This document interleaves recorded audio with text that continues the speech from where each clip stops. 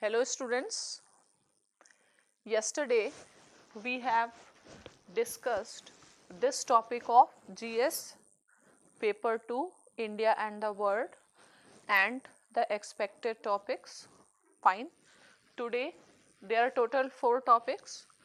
Today I will be taking these two. These two can be taken together, that is bilateral, regional and global groupings and agreements involving India or affecting India's interest. And next is important international institutions, agencies and fora, their structure and mandate. Because these two among the important international, regional and global groupings, the most important for this year will be Quad and RCEP.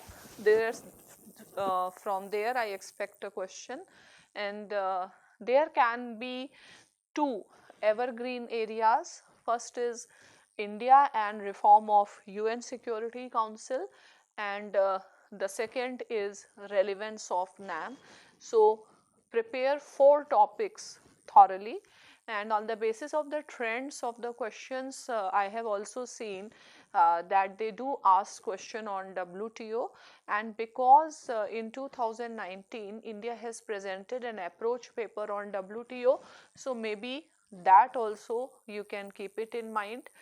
Some other organizations which are of secondary importance from exams point of view for this year, but there can be a question like BRICS hai, IBSA hai, Arctic Council hai. That also I will give you a brief idea so that you should be able to answer the questions. और ये जो notes हैं उसमें key facts and relevant notes होंगे जिससे आप you will get the basic content to bring जो factual and objectivity in your objective aspect आप cover कर लोगे and you don't have to worry for the notes.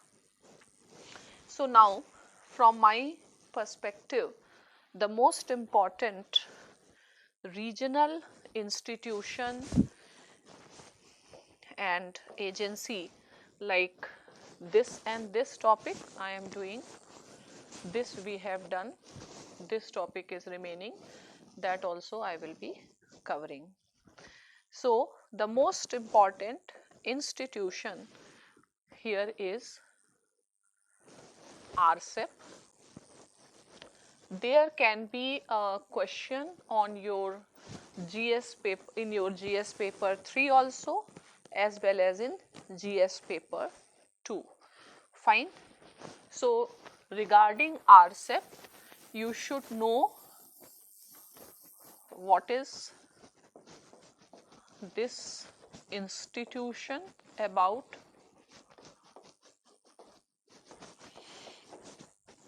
which type of framework, then its significance, why in news, and India and RCEP. So you should know why India stayed out, India stayed out of RCEP. What are the cost and benefits next of India's decision? And if a question comes in GS3, they may be asking more about the economic consequences. Here they may be asking the geopolitical angle, means withdrawal from RCEP, is it in continuity with India's Act East policy, or is it going to harm India's Act East policy, or India is ignoring that, or next is a China factor behind RCEP or India coming out of RCEP. So the basic information you can keep it in mind that RCEP is the most most recent and the regional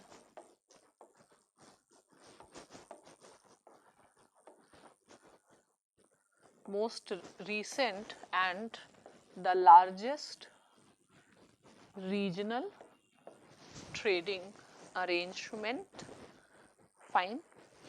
And this include ASEAN. ASEAN has 10 countries plus ASEAN's dialogue partners. Who are ASEAN's dialogue partners? Japan, South Korea, Australia,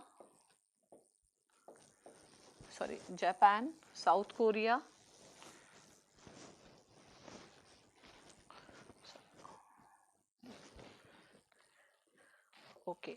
Australia, the main dialogue partners which are called as ASEAN plus 3 plus New Zealand, Australia and India. So they are known as plus 3 plus 3. Okay? And out of all these countries, only India has stayed out, and out of these, Japan and Australia, they are also the members of Quad. Okay. Now, if we have to understand conceptually, then you should understand that center of gravity in international politics has shifted towards Asia Pacific / Indo-Pacific. Fine. And one of the reason for the shift of the center of gravity is, first of all, economic.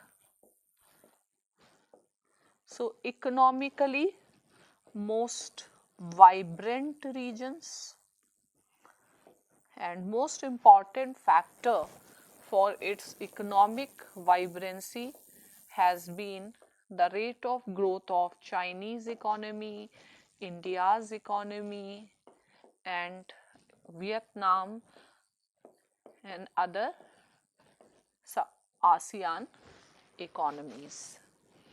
So next is the strategic.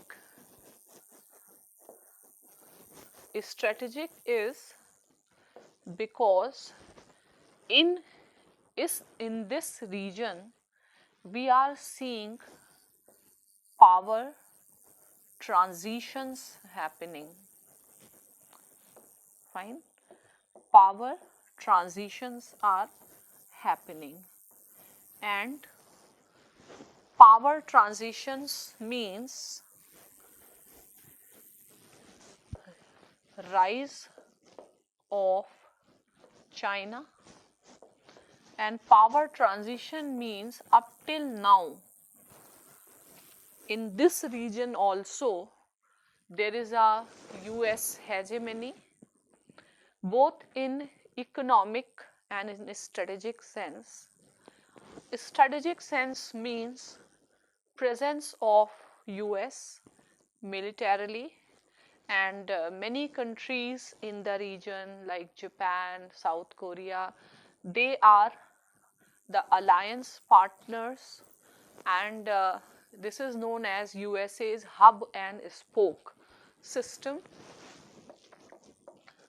Hub and spoke system plus economic hegemony, because here what are the rules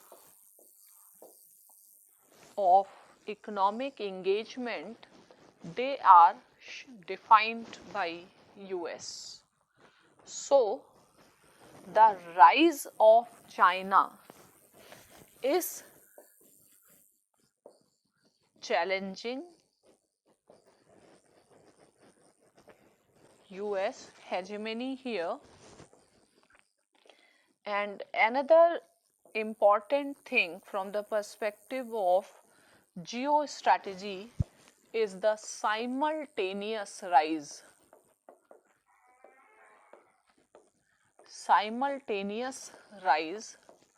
of the different Asian powers, including China, including India, Vietnam, Indonesia.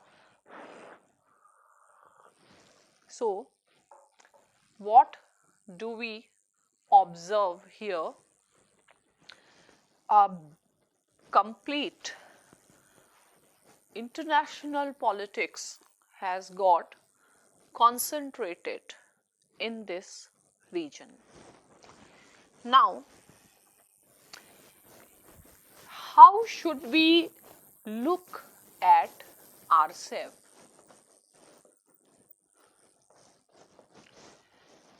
Fine. So, we should look at RCEP, and certain countries should come to our mind: ASEAN, China, US, Japan, Australia, New Zealand, India.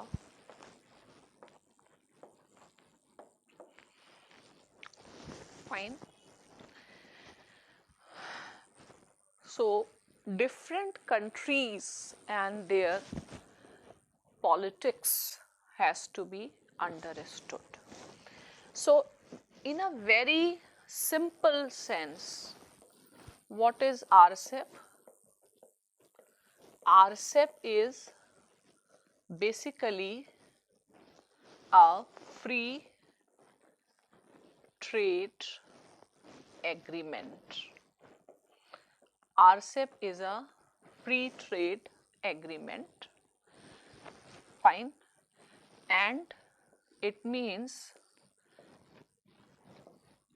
RCEP negotiation is also determine the rules of trade in this region, like WTO. What will be the rules of trade in the region? So, it is a free trade agreement. Fine. Now, this is a free trade agreement which has been initiated by ASEAN countries. Okay. So, these ASEAN countries, they have been one of the, you can say, major sufferers of the superpower rivalries. They are small countries, and hence for their peace and prosperity, ASEAN countries have taken initiative to develop the regional security and economic architecture. Fine. Now, the regional security initiatives of ASEAN include ASEAN Regional Forum, ASEAN Defense Ministers Meet, and East Asia Summit. Fine. Now, RCEP is a part of ASEAN's economic structure. Fine. So, RCEP is a part of economic architecture.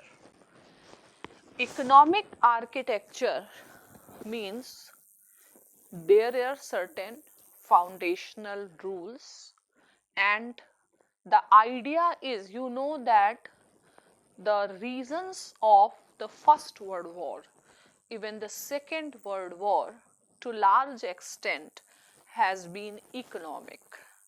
So, it is believed that if there are the rules to regulate the trade, we can ensure peace, we can avoid wars, and we can have prosperity. So, RCEP is supposed to be the key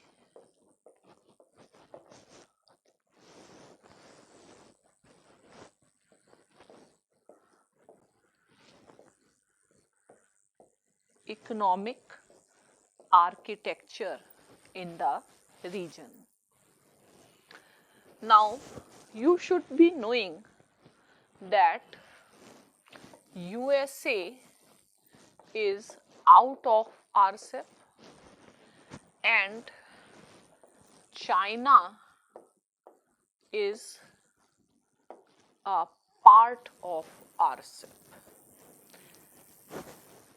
India has been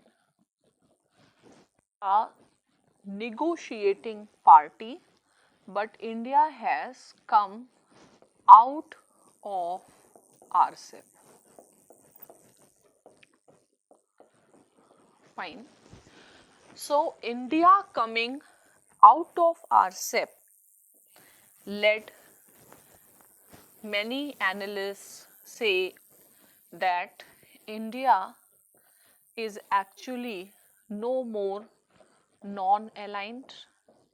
India has lost its strategic autonomy, and maybe India's actions are guided by USA. Fine. So, there can be n number of interpretations. No one can know what actually is happening, because the students of political science must be knowing that it is said that in politics we move in a bottomless and a borderless sea. Fine. Now,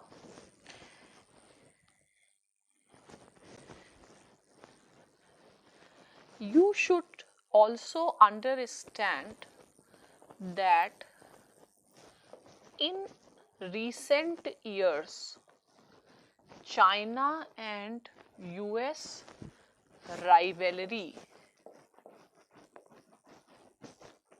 has become acute,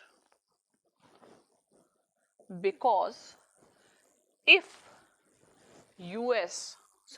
if China aims to contain US, okay, then if China aims to challenge the hegemony of US, fine, and the long-term interest of US foreign policy is to maintain its hegemony, because the security and prosperity of its mainland depends upon its hegemony. So US has to take the actions that prevent the rise of China. And the rise of China is because of its economic growth. So the action which US has taken is to go for trade war. The trade war will impact the economic rise of China. Various policies of US as well as the COVID crisis, the global economic scenario has already resulted into the new normal of Chinese economy. So Chinese economy, which was growing at 8 to 10%, started growing at 5 to 6, or you can say 6%. So COVID and many things, it's a many you can say many things are involved here. Okay, so when US is taking an actions against China, going for trade war against China, so China will also take the counter measures.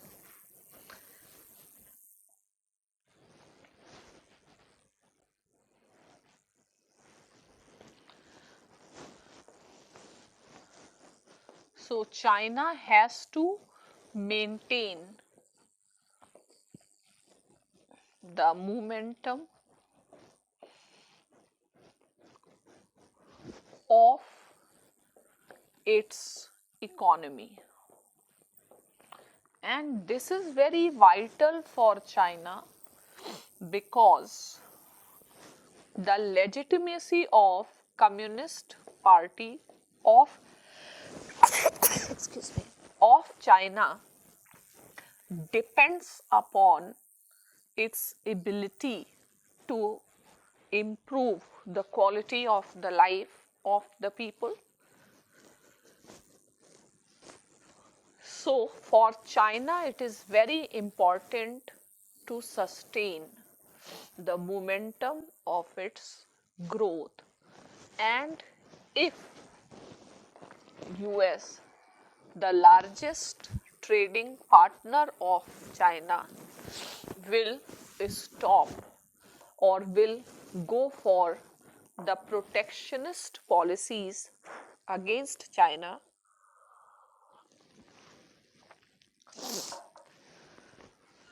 then China has to look for the alternative markets.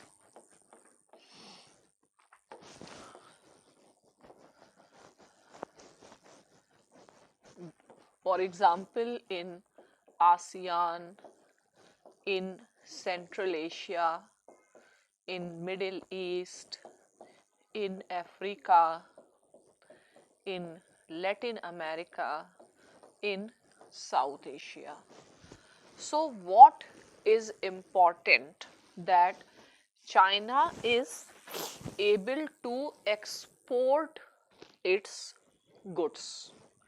China should be able to divert from US and export its goods. For export, you need infrastructure, you need roads. So China has initiated this BRI. So in the parlance of US administration, BRI is seen as part of Chinese attempts to challenge US hegemony. Fine. So, along with that BRI, China will also try to determine the rules of trade in the region rather than US rules of trade.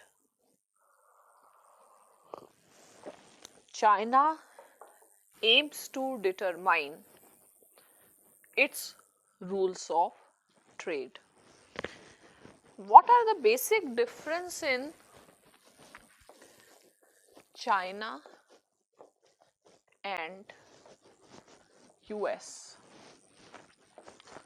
Again, China continues to be protectionist.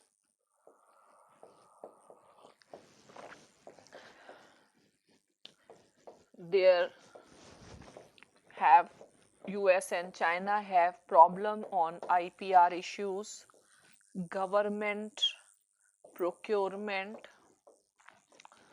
and investment policies. So obviously, if China is there in a deal and the size of Chinese economy, the physical size of China in the region, the size of Chinese military, so obviously the terms of the trade of an agreement which is China centric are going to be beneficial to China. So US will want to weaken any bloc which is China centric in nature. So as a part of US attempts, US will certainly want that India should not be a part of it. Why? Because more or less,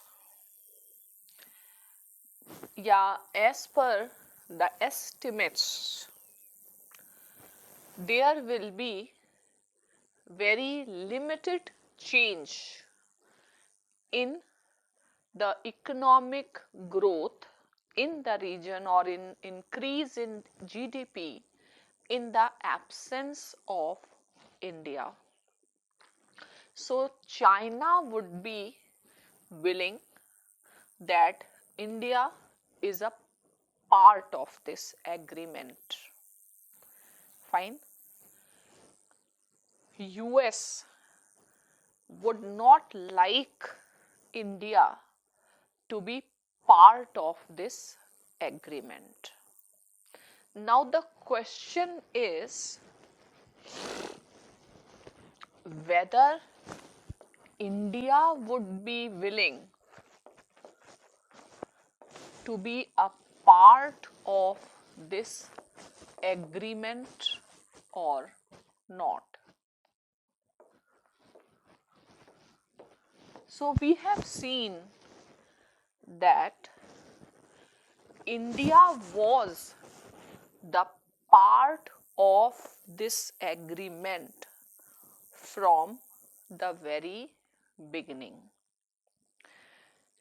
But in December 2019, India has taken the final call that it is not going to join the agreement, and when now this final agreement took place, So the final, when RCEP came into existence, India is stay out. Fine. So India remaining a part of agreement was also a part of India's policy to continue the economic engagement with China, because its policy has been accommodating China. Fine. And up till now, India was also going for the balancing act between US and China. But since Xi Jinping, or since you can say she has come to power, we have seen the growth in China's assertiveness,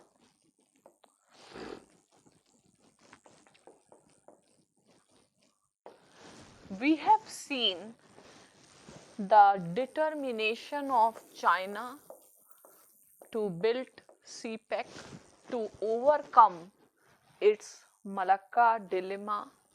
We have seen China's support to Pakistan has become very, very strong.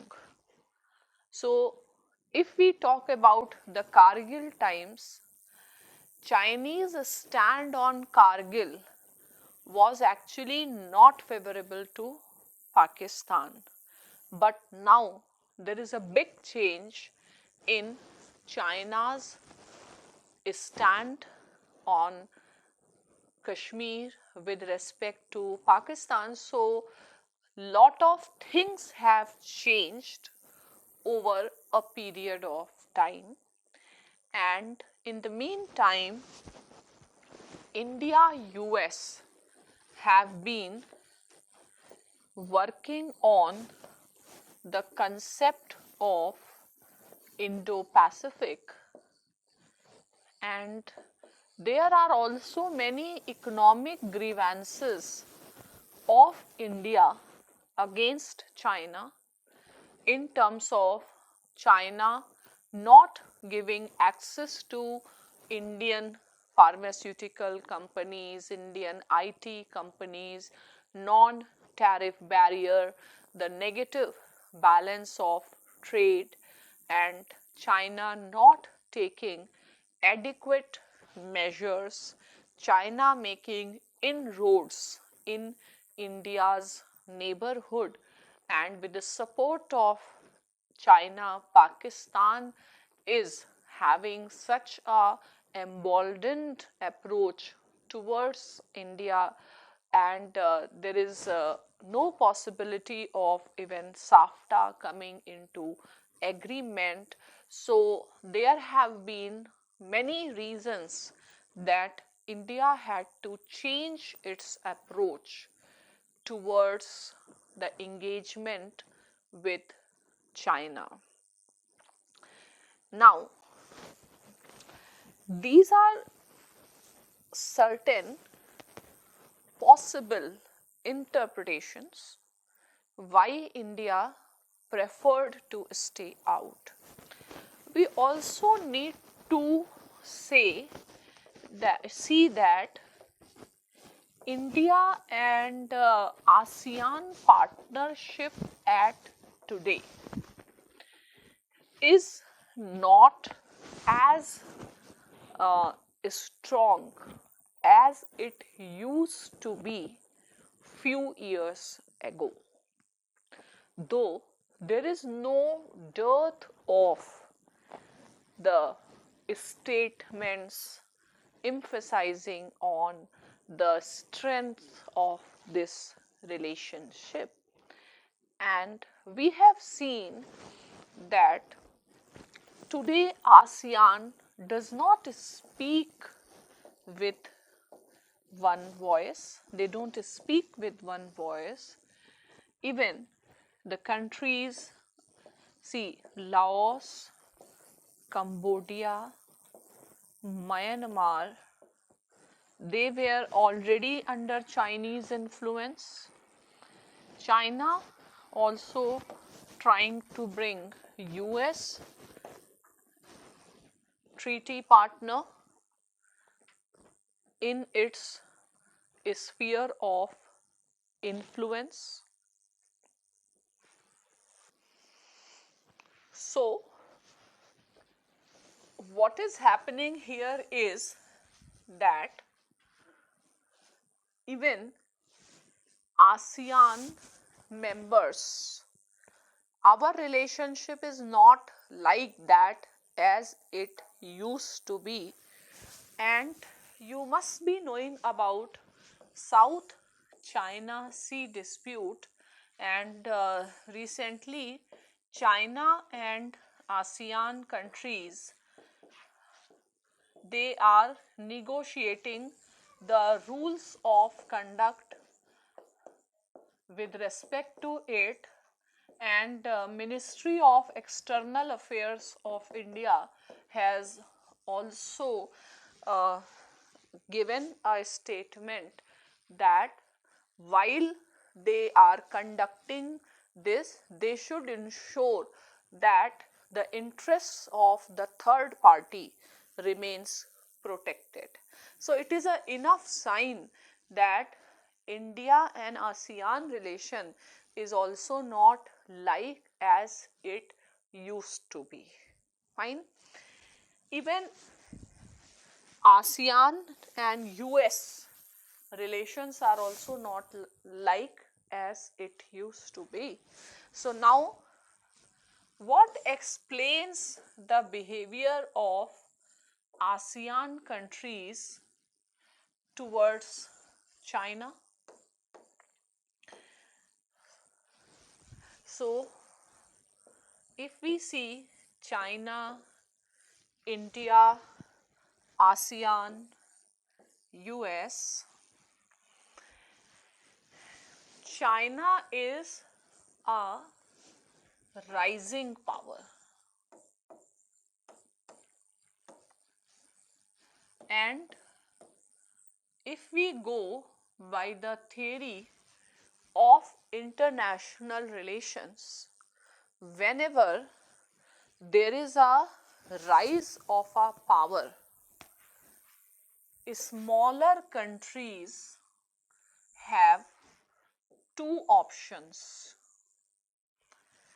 either to go for balancing and to go for bandwagoning.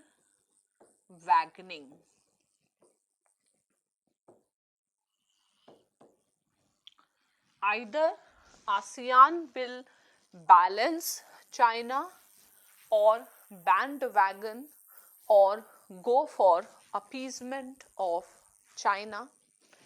So ASEAN countries looked at India as a balancer,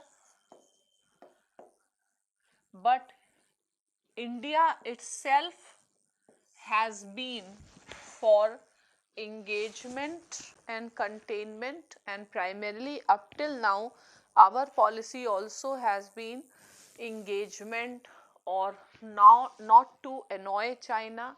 So when China has objected to Indo-Vietnam joint exploration in the oil blocks, so India has sidestepped. So India's commitment as a balancer is not so assuring for ASEAN. And today, US, it has to focus on rebuilding. US has to, it was the compulsion of US under Trump to look inward, to rebuild itself, and US wanted India to share the burden. So in a situation when ASEAN is not getting a balancer, which should have been there, it is obvious that ASEAN countries will prefer bandwagoning with China. So ultimately, China dominated platform of RCEP, where ASEAN countries are also bandwagoning with China, and India having adverse balance of trade with both. And if we see the other two partners, Australia and New Zealand, then again India has certain concerns with respect to the agriculture. So Japan remaining, even Japan, India has concern with respect to the agriculture. So there was no strong reason for India, either strategically or economically, to remain in RCEP. And this is the trade pact where US is not a part. So you can say that the principles of trade here are not in sync with the liberal international economic order, and India neither had strong economic logic nor strong strategic logic to join RCEP at present. And since we are also going through a very good phase of India and Japan relationship, it is because of Japan's diplomacy that RCEP's doors are still open for India. So as the strategic environment changes, India may re-enter into the bloc. As such, in economic sense, India's main apprehensions have been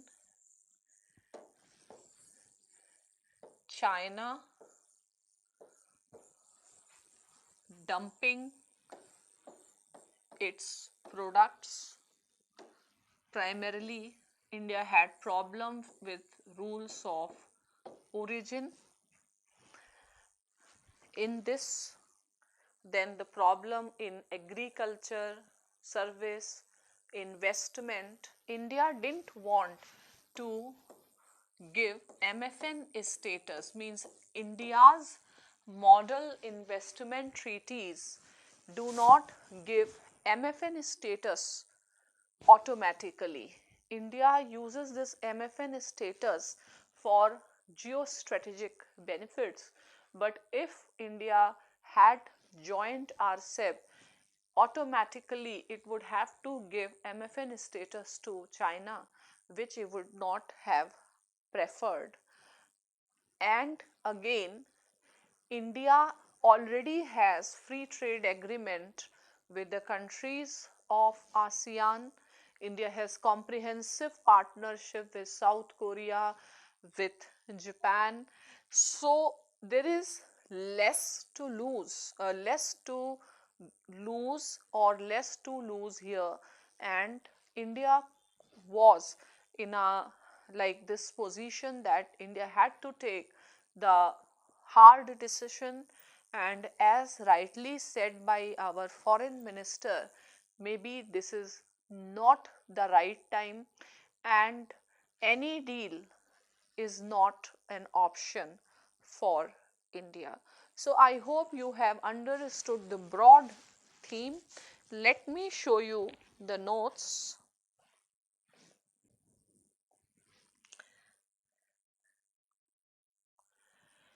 So, RCEP,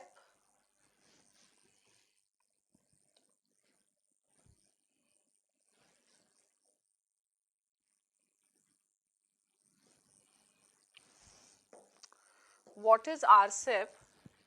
The regional trade agreement signed by 15 countries. Fine.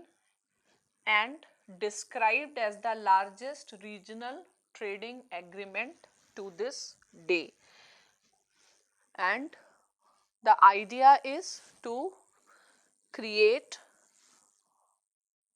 a free trade area which is in general.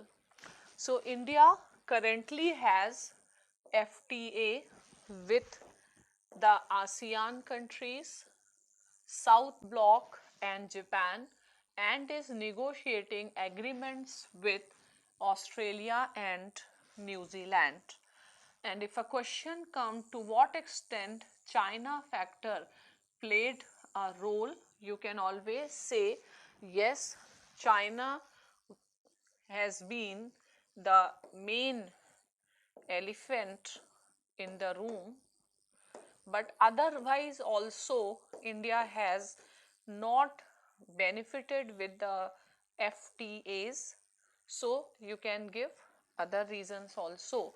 So though India made decision to stay out of RCEP much before Galwan, yet incidents have played a role for shrinking the space for any argument to join RCEP. The economic angle of India-China rivalry and why India has not joined RCEP.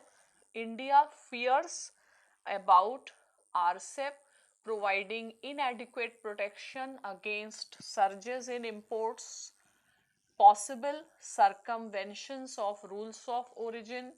India wanted to exclude MFN obligation from investment chapter. There was no clear assurance about market access to Indian companies, and India could not ensure the countermeasures like auto trigger mechanisms to raise tariff. India denied that not joining RCEP is a part of its Indo-Pacific policies, matlab counter China policies, yet it can be a concern. Fine. So,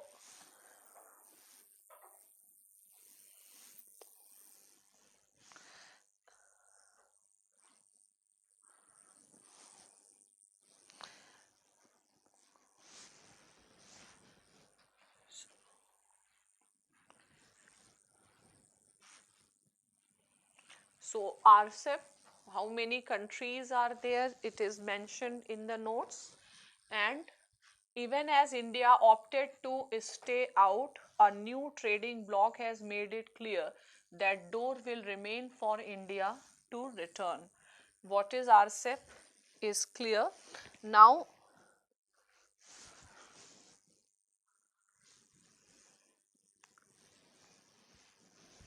why did India walk out?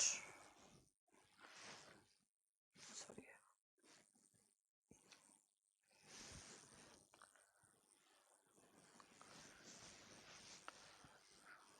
ये कैसे रुक ही नहीं रहा है?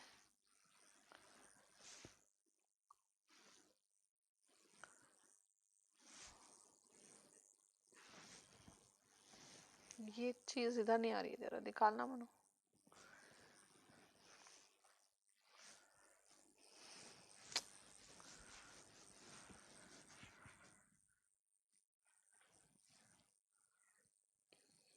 ये part थोड़ा ऊपर नहीं दिख सकता है?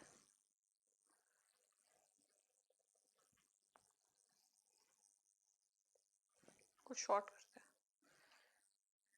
Why did India walk out? ये ऊपर ही नहीं रुक रहा है. चलो ठीक है. Now, in RCEP, because it's a very probable question, Dr. Jaishankar's view, dogmas of economic autarky and import substitution means there was one speech of S. Jaishankar, and in his book also he repeatedly mentions about dogmas of Delhi, and he says that dogmas of autarky of Nehruvian era and policies of import substitution should not be replaced by new dogmas of globalization, that whichever regional bloc we have to join it. Fine. So, dogmas of economic autarky and import substitution should not be replaced with the dogmas of globalization without cost and benefit analysis. There is a probable question of on RCEP, even in GS3, that question you can start with this statement of S. Jaishankar. India negotiated till last, and he says that no deal is better than bad deal. No deal is better than entering into a bad deal, and as many people said that this is like India withdrawing from its Act East policy, but that is also not the case, because he mentioned that India is not stepping out of Act East as our cooperation is comprehensive and across the sectors. Now, these are some facts where you can say India's trade balance. This is a data from Ministry of Commerce. So we have a negative trade balance with ASEAN countries, that has also increased, with China, South Korea, with Japan, New Zealand, and with Australia. So on 4th November, India decided to exit, and India said that India has been consistently raising the fundamental issues and concerns throughout the negotiation. India was prompted to take this decision as they have not been resolved by deadline. Its decision was to safeguard the interest of industries like agriculture and dairy and give advantage to the service sector. The current structure of RCEP does not address India's concern. Now, what can the decision cost to India? It is said that India's decision would impact its bilateral ties with RCEP members, as they may be more inclined to focus on their ties with the bloc. Potentially, India leaves less scope to tap the large market of RCEP countries, and India's decision could impact Australia, India, Japan network in Indo-Pacific. It could potentially put a spanner in the work on informal talks to promote supply chain resilience initiative among these countries. So, supply chain resilience initiative.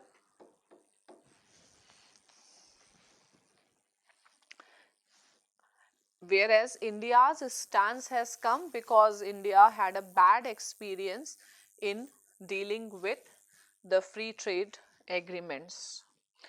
Now, these are the other two institutions, BIMSTEC and SAARC. This I have already done in India and neighborhood relations, and you can see the notes. Now, next is India and EU.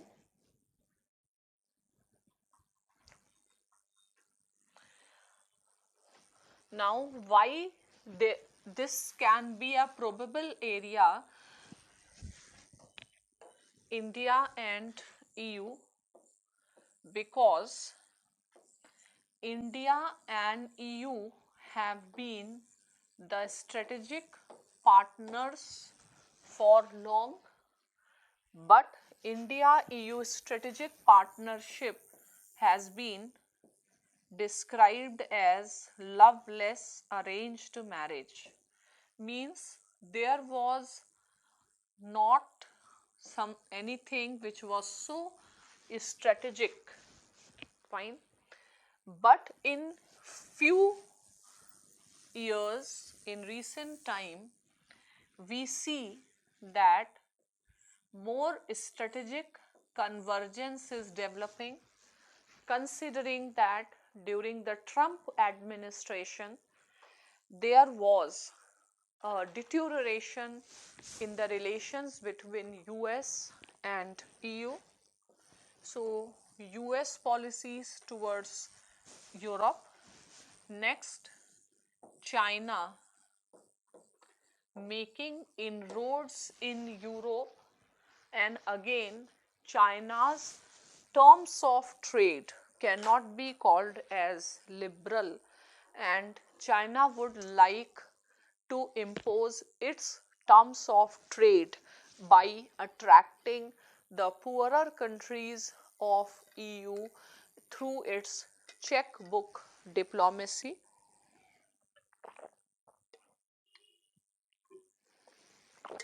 And India EU having a shared concern over the multipolar world order, and then its internal divisions all made EU to realize the importance of India, and three EU countries, you can say Germany, France, Netherlands.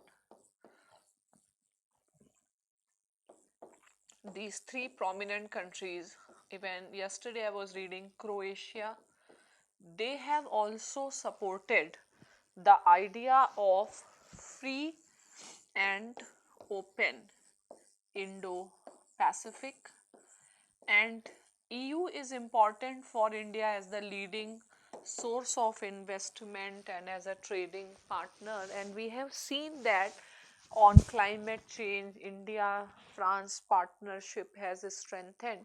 So somehow India EU partnership has become important, and EU can be called as a middle power, and there is a huge potential for India and EU to work together to maintain the free and open Indo-Pacific and to ensure the existence of the liberal international economic order.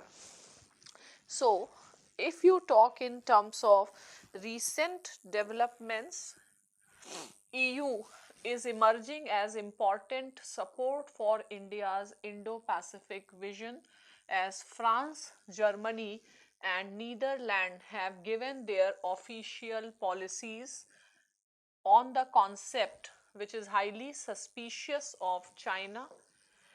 India supported France's entry in Indian Ocean Regional IORA, Indian Ocean Association, or of Regional Association. Next, India welcomed the Netherlands and Germany's interest in Indo-Pacific. So, recent development, 15th India EU virtual summit took place around 2018. EU has brought its strategy paper emphasizing India as a key strategic partner, fine, and in this virtual summit we have seen they are discussing issues related with China, strengthening the multilateral rule-based order, preventing China influencing the international institutions, because China has uh, has been, yeah, it has a policy to influence the international institution. We have seen in case of WHO, we have seen in case of UN Human Rights Council, UN Security Council, WTO. One of the reason of US coming out of these institutions too. So let us not let China control these institutions. Cooperation in digital world, very importantly developing the global standard for 5G and AI technologies and trade, maritime cooperation, alternative connectivity projects means alternative to BRIs. And recently they have also, in this virtual summit, they have established high level ministerial dialogue to end the deadlock in FTA to be the, and this is going to be the main summit, main issue in Portugal. And it is said that if FTA comes into existence, it can increase India's GDP by 1.3%. So not very important, but at least keep it in mind the that you should have some literature if a question on European Union comes. Now next is SCO. There is a probability of a question on SCO because India has hosted the SCO summit for the first time after becoming the full-fledged member of SCO. So regarding SCO, you should know about the you should know about the importance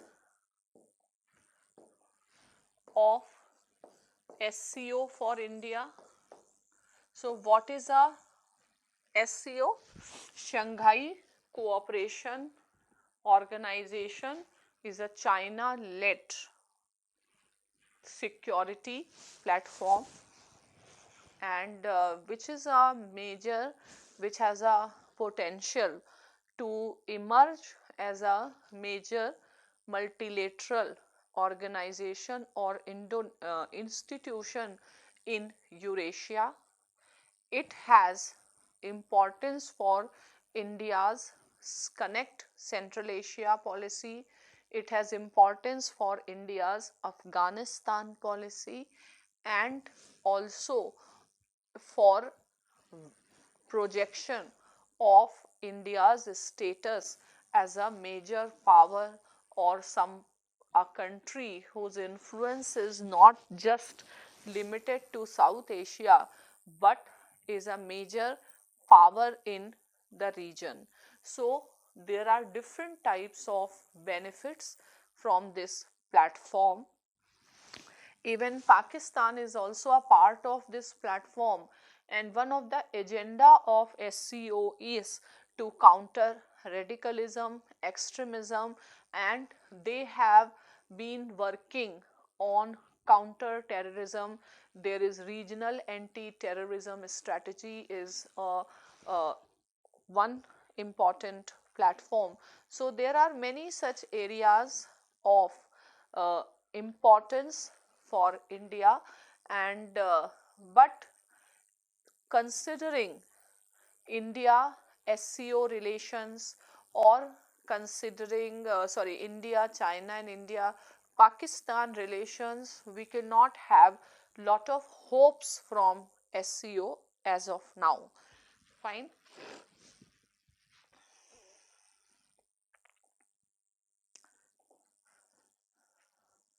So we should not be very optimistic about India utilizing this platform, considering it is dominated by China.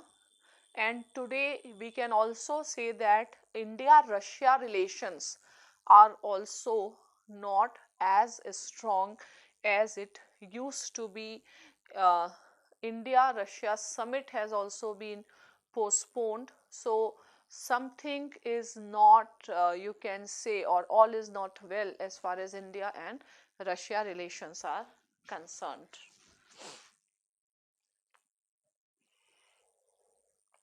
So, for your quick revision, keep it in mind some recent development, that the 19th summit was hosted by India.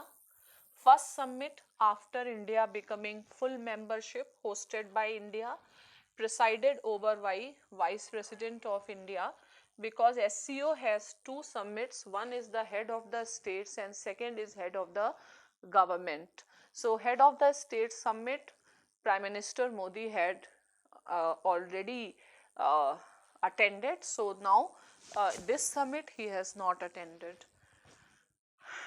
His address, what is the key point of his address? That in the context of COVID crisis and globalization crisis, India can be seen as a trusted and a transparent economic partner. This is something targeted against China, as China's OBOR initiative, yeah, BRI, cannot be seen as transparent. And second, India took this opportunity to suggest that we should take strong measures against cross border terrorism targeting Pakistan. So these were the two key points of India Vice President's address in SCO. How India can benefit from SCO? The goal of SCO is to connect the past of Central Asia and India to their present and future. The sweep of medieval history will then join the 21st century to bring prosperity to both the regions. So SCO has a special fascination for India. These are the factual aspects of it.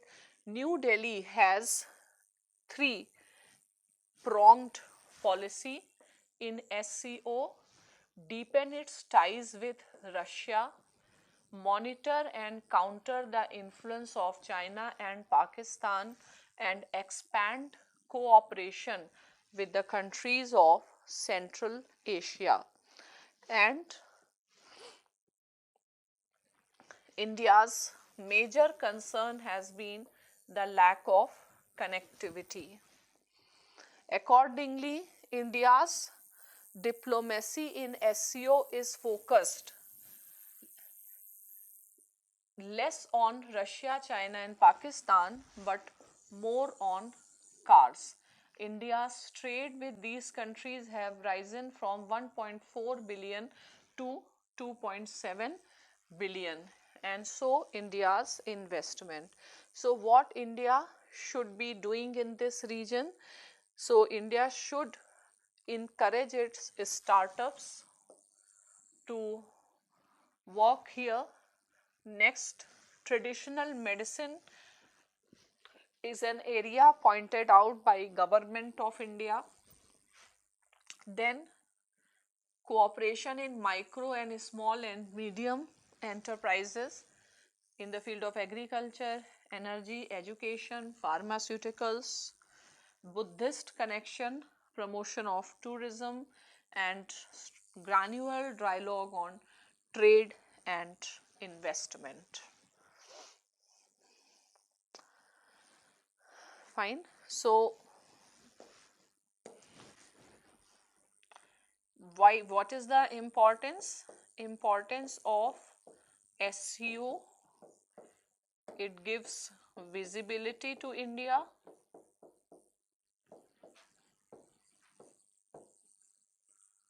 beyond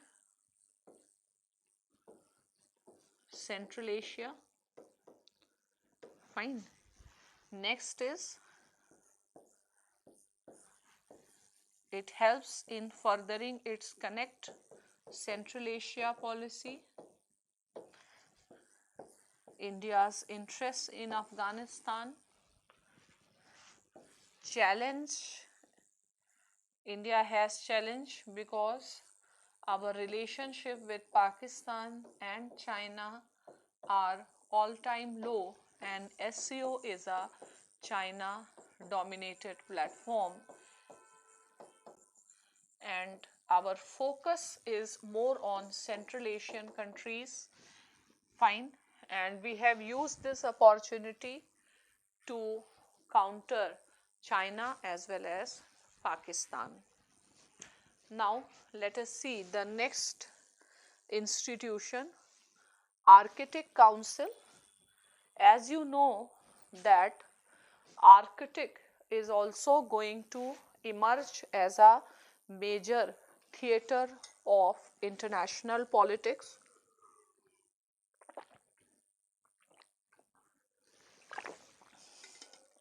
As the Arctic snow is melting and China has declared itself as a near Arctic state. China has launched its polar silk road, and the countries in the region, they are re-emphasizing. So it is suggested that India should not be a mute spectator. And why Arctic Council was in news? Because India has been re-elected as a observer state, and India does have a lot of stakes in the Arctic region. So India and the Arctic Council, India is re-elected as the observer of Arctic Council at Finland. Arctic Council aim is to cooperate, coordinate with the indigenous communities and the countries. These are the member countries. So there can be a question that India needs an Arctic strategy urgently before its opportunities melt, because new scramble for Arctic has started. China has declared itself as a near Arctic country. It has its polar silk route strategy. So India has, there are 13 observers here. India has its research station titled Himadri in Svalbard, Norway, and though India has attempted to enter Arctic's contested geopolitical environment, yet there are geographical constraints. But what we see is India has to be more active. Right now, China is expanding its Arctic footprints. Russia and Canada are also revamping their military facilities. So, India needs to give greater focus. India's connection with Arctic goes back to 1923, when under the British Empire, India has signed Svalbard Treaty. It is suggested that what should be India's policy towards Arctic: nurture broad-based relations, maintain robust presence in the Council, nurture relations with Arctic countries, and strengthen its scientific capabilities in the region. Now, India and WHO, you have already seen the controversies with respect to WHO during pandemic, but at the same time, uh, India and WHO, there can be a question, because today India is holding the three important posts in WHO, and recently India has suggested 9-point proposal for reform of WHO. Okay. So in a highly politicized context following corona pandemic and persistent calls for reform of WHO, India's Minister of Health took charge as the chairman of WHO's executive board, Mr. Harshvardhan, and India also occupies two other influential positions. First, India is an external auditor to see WHO's spending, then the post of chief scientist. India has submitted 9-point plan for the reforms. This you should keep it in mind. Focus is improved mechanisms to monitor health emergencies that can cross border, greater power to WHO to declare international public health emergency, improvements in funding, governance and transparency, greater role for WHO in ensuring fair, affordable, equitable access, increase in the budget of WHO, define countries' rights and obligations in handling emergencies, better leveraging ICT, equitable access, strengthen public health emergency. So, in general, you can say strengthen the powers of WHO to declare the emergencies, which health emergencies across the borders, bringing more transparency both in financial and in administrative terms, capacity building of the poor countries, and taking steps so that we can focus on greater effectiveness. Now, next very important concept or international organization is Quad, that I will do in the end. Let us do some other organizations first. So, BRICS, I don't expect a question on BRICS, but you must be knowing the origin of the BRICS. BRICS is a coincidence.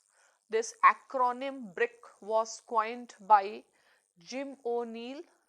He was an economist, and he held that by 2050 the BRICS countries will be holding more than 50% of the global GDP. And BRICS formally came into existence in 2009 at Yekaterinburg after the global financial crisis, and emergence of BRICS was projected by the international relations scholars as the decline of the West and the rise of rest. So, BRICS was also seen as a platform which is challenging the US hegemony, and especially by creating the alternative financial architecture. One important achievement of BRICS has been the new development bank, but today BRICS is at the crossroads because India and China are not in good terms. US always looked at BRICS with apprehension. Normally the main call for BRICS has been for reform of the global financial architecture. To keep this much idea in mind, so BRICS is like BRICS is often called as a motley cow, means it has no harmony as such. Now, as far as the recent development, BRICS virtual summit took place in Russia, and this summit adopted the motto BRICS Partnership for Global Stability, Shared Security, Innovative Growth. They have agreed for this platform BRICS Economic Partnership 2025 and BRICS Counter Terrorism Strategy. Now, IBSA.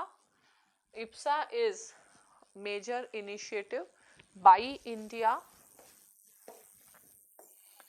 IBSA is an initiative by Government of India that brings South Africa and Brazil, the three leading countries and the 3 democratic countries of the 3 continents representing the global south, and India also projected it as a better alternative even to non-alignment and a good example of South-South cooperation.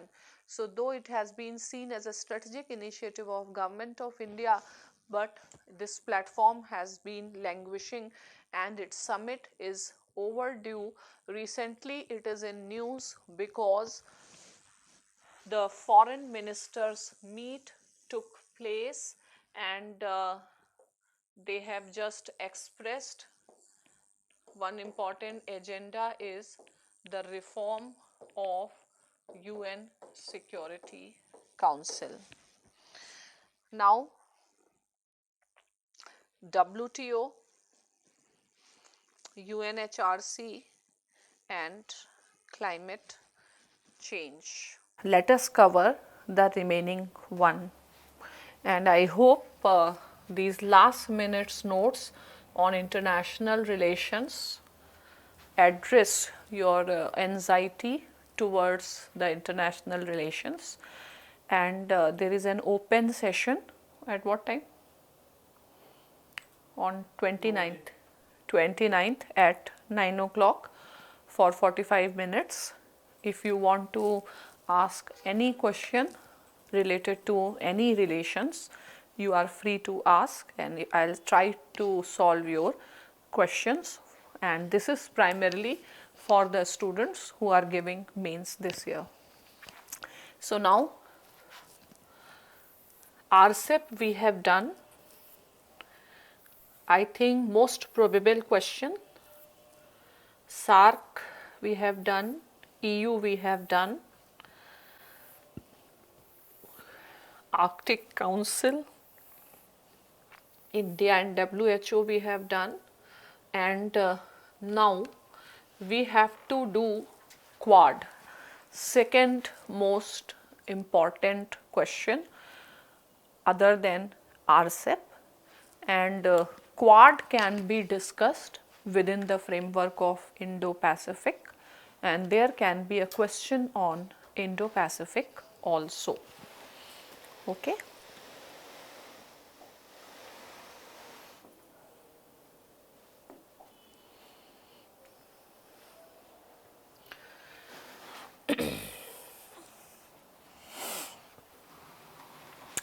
So, as you know, this Quad has to be understood within the context of Indo-Pacific.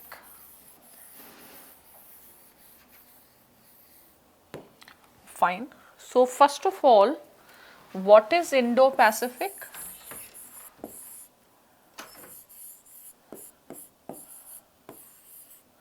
What is Indo-Pacific? So, Indo-Pacific is a major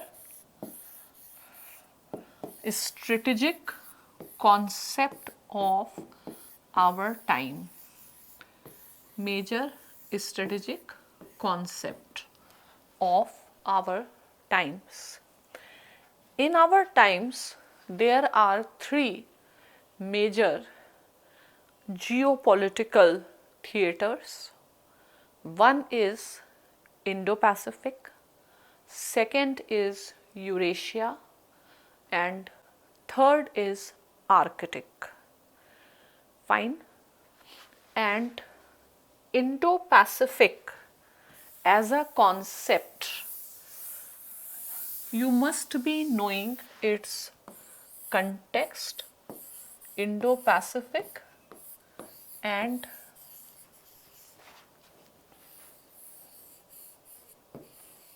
its context. Board का colour change हो सकता है.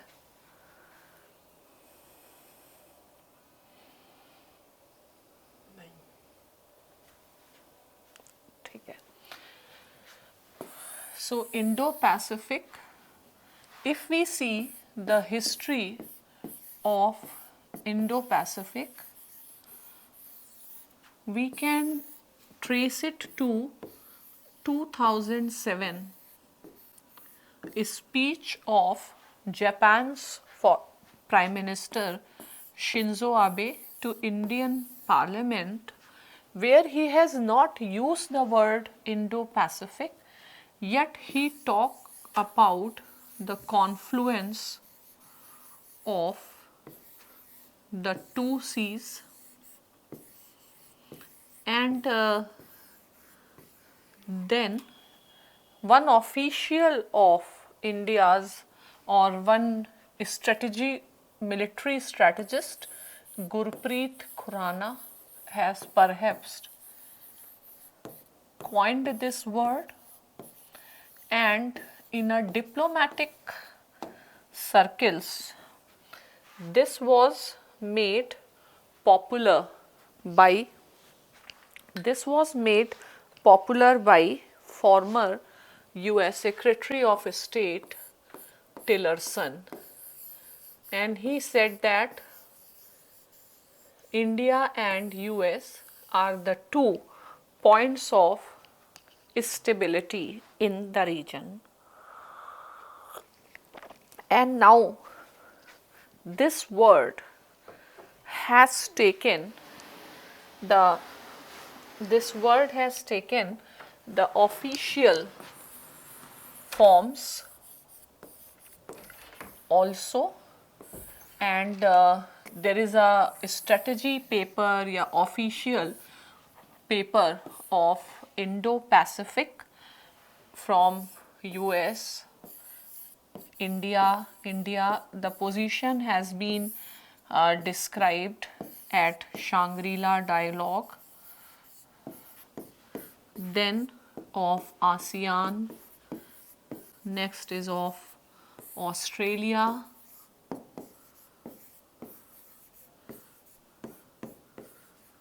Japan,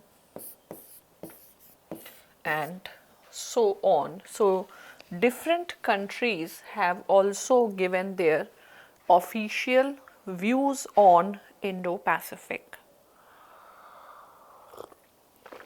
Now, what is the context of Indo-Pacific?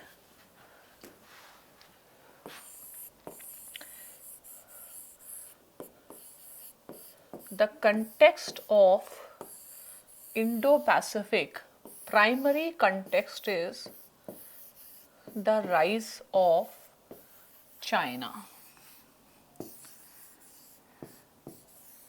and rise of China is seen as a threat. So this Indo-Pacific allows countries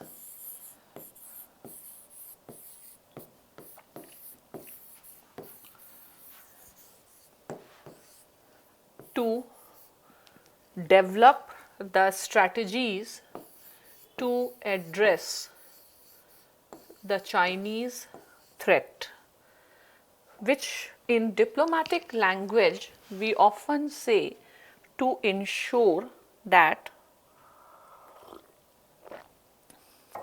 the rise of China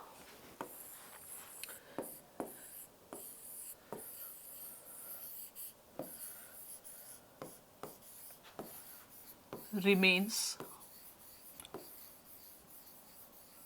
peaceful.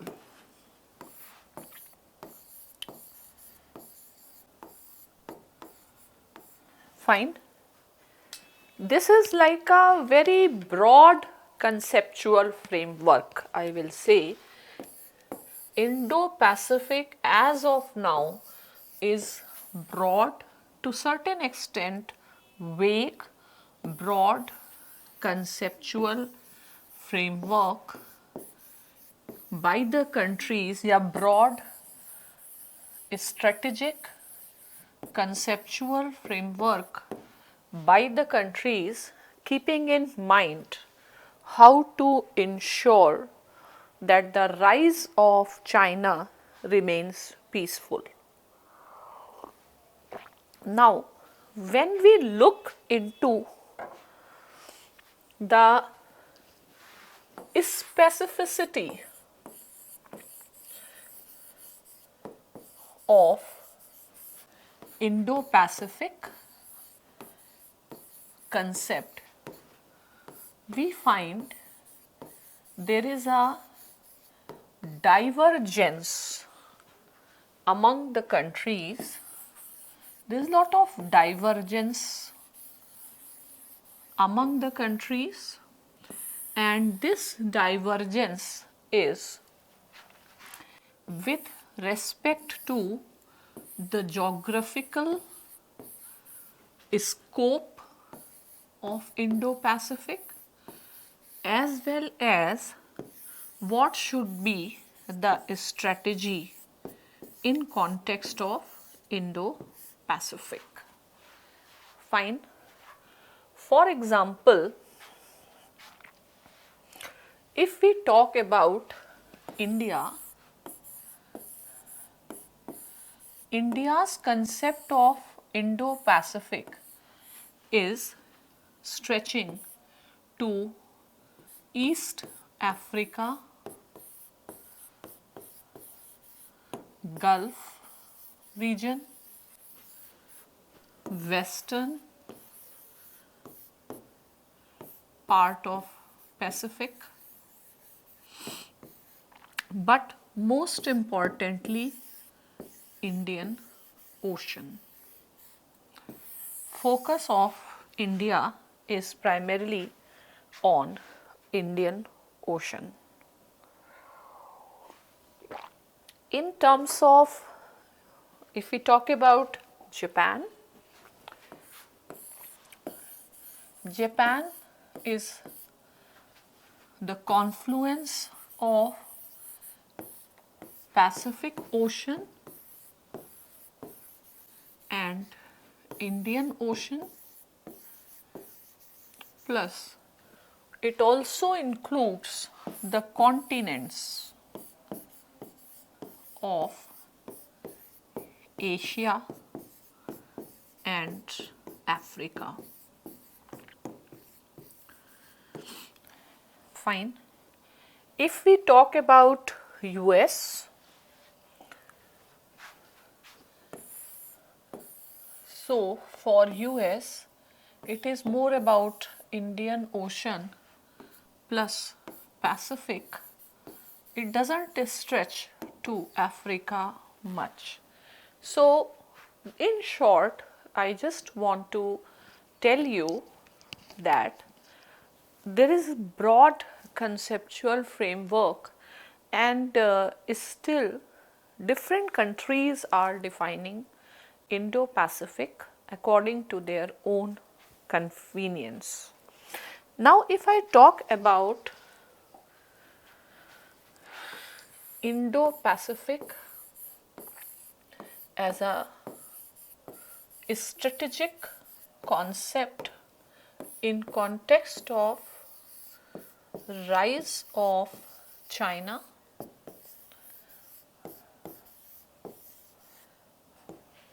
the countries have two options: either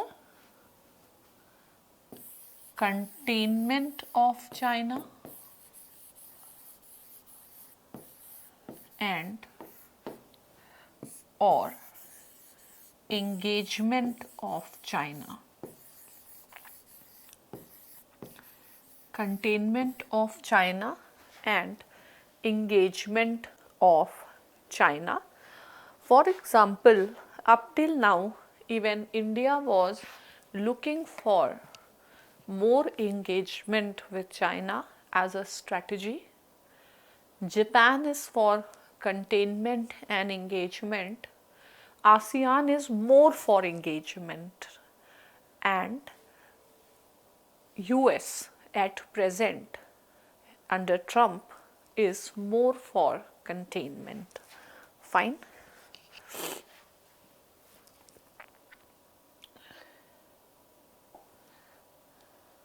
Fine. So what is to be done to ensure the rise of China, either you go for containment. So at present US is completely for containment if we talk about Trump. Fine, we have seen trade wars. If we see Japan, joining RCEP,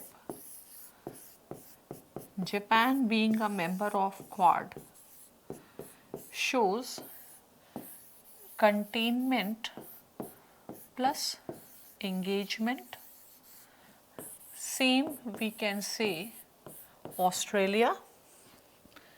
If we see ASEAN, ASEAN actually prefers more engagement with China, and for that they have floated RCEP. India initially was more for engagement, like we had Mamallapuram summit, Wuhan and all, and also containment, but now we are more for containment, especially after the Galwan. Yet you should know that India is still will prefer engagement. That is why our officials, they tend to use this code language time and again, that India will maintain its strategic autonomy. So whenever the officials from South Bloc use this word strategic autonomy, it means they want to show that they are not entirely in the bloc or in the clear alliance with US, and they want to keep some space for maneuvering. And for India, even Russia is important, and space, because for the two neighbors, the wise policy is not that they remain in the state of heightened tension. Engagement is always a preferable option. So still there is a lot of divergences among different countries which are a part of Indo-Pacific with respect to the policies and the strategies in Indo-Pacific. Now in Indo-Pacific there are three major perspectives.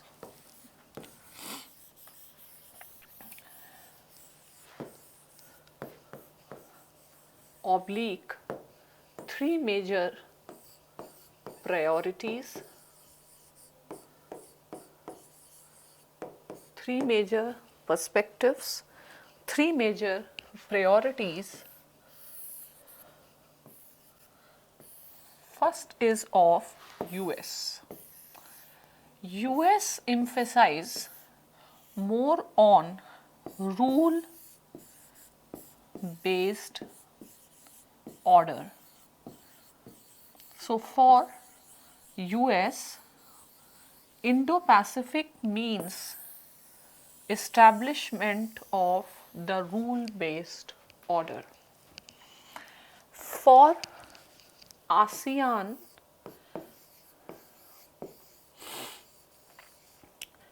ASEAN is not emphasizing so much on rule based order, as ASEAN's focus is on peace and inclusiveness.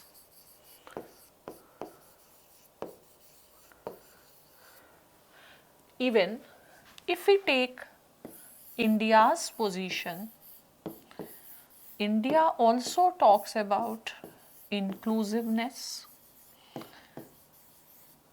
If we take Shangri-La dialogue speech, so in this context, we are closer to perspective of ASEAN, but India also talks about rule-based order. Though for India this is not so prominent, but things are changing. ASEAN believes that US dictated rules may not be the best. So there are a lot of internal differences among the countries sharing the vision of Indo-Pacific. Most of the Western countries, be it US, Germany, France, Netherlands, their Indo-Pacific strategies are more about containment. The countries in the region, in the neighborhood of China, like Japan, Australia, their approach is both of containment and engagement. Somehow it continues to be a very open-ended, ambiguous and flexible concept. Anyway, now what is Quad?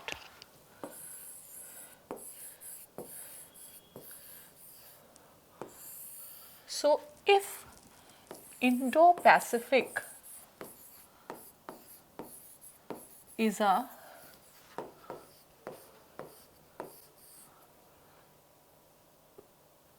geo-strategic concept, Quad is a specific strategy. If that is a concept, it is a strategy to give shape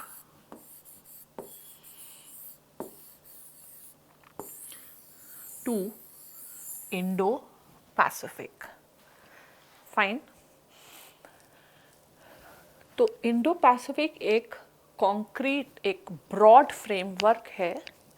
quad उसमें ली गया एक concrete strategy है, but ये भी काफ़ी initial stages पर quad अभी exist करता है. अब quad which type of a platform Quad is? So there are two types of platforms. One are security platforms. Other is defense platforms.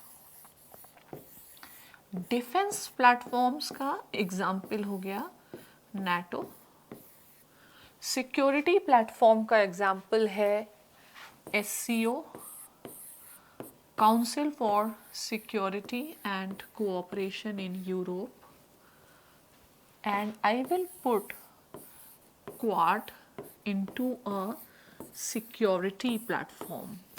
It is still not a defense or it is not an alliance. So number of times there is a question mark on India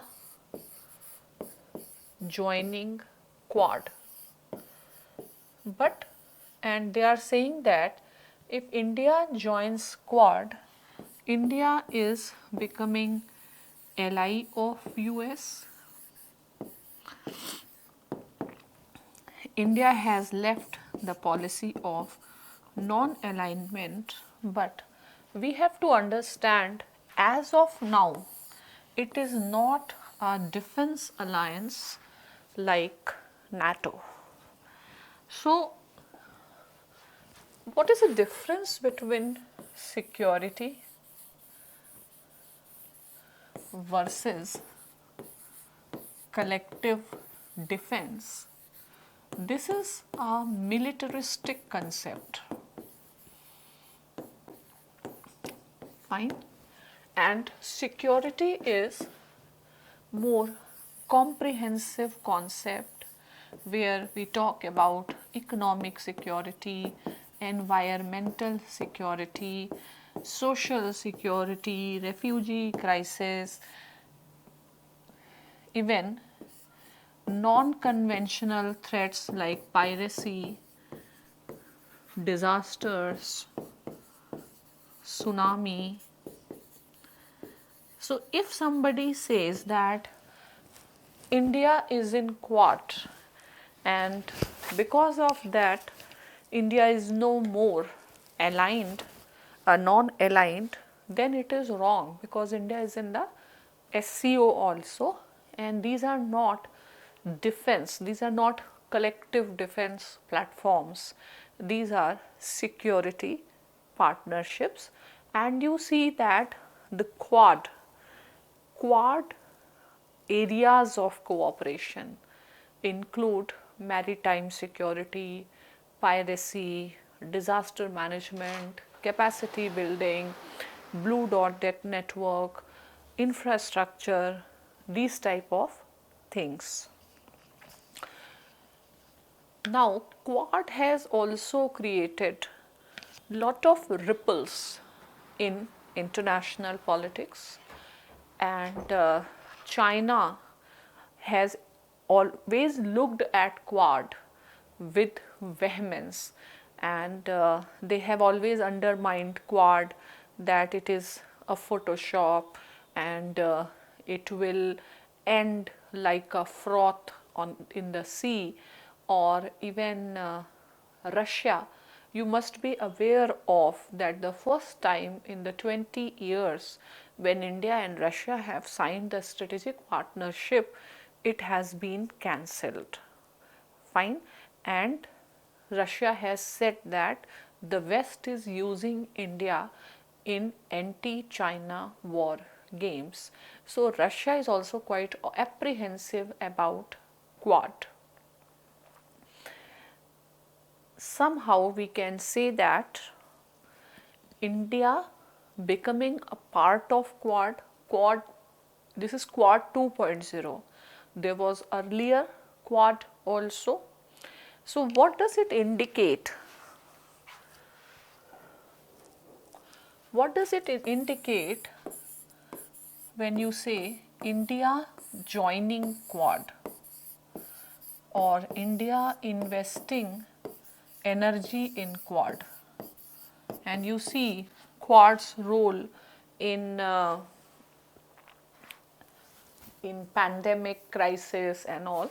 So it doesn't indicate, it does not indicate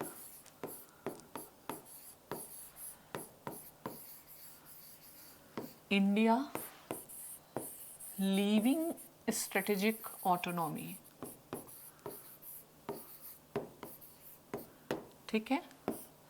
Rather, it is a way to strengthen our strategic leverage. And if somebody asks you, how do you look at India joining Quad? So, as often repeated by our foreign minister, you can say it shows that India is not contented merely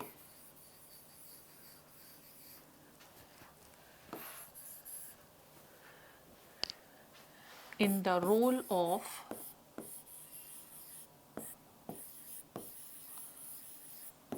balancer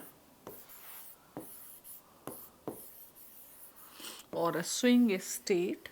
So India's ambition is to place itself as a major power and as a rule maker. Fine. So now let us see what all is there in the notes and how you can utilize it. Fine. For your exam.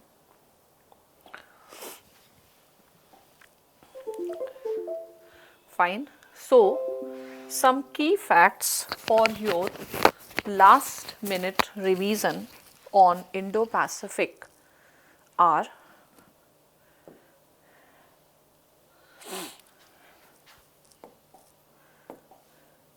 key facts. This Indo-Pacific concept is associated with Shinzo Abe. He gave a speech in Indian Parliament in 2007. Then Obama's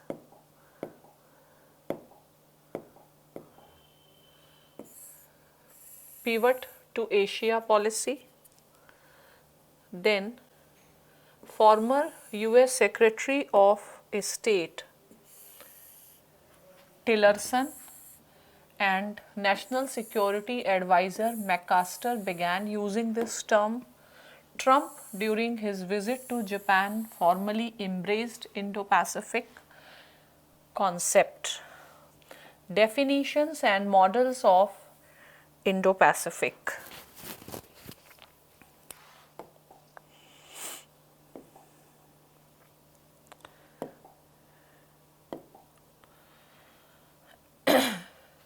So there are three models. US model is called confrontational model. US is at present more for containment of China. Conciliatory model. India's model was described as conciliatory model. You must be knowing about the Shangri-La dialogue. India said India does not see Indo-Pacific as a strategy or as a club of limited members. Third is a pragmatic model. This is a model of ASEAN.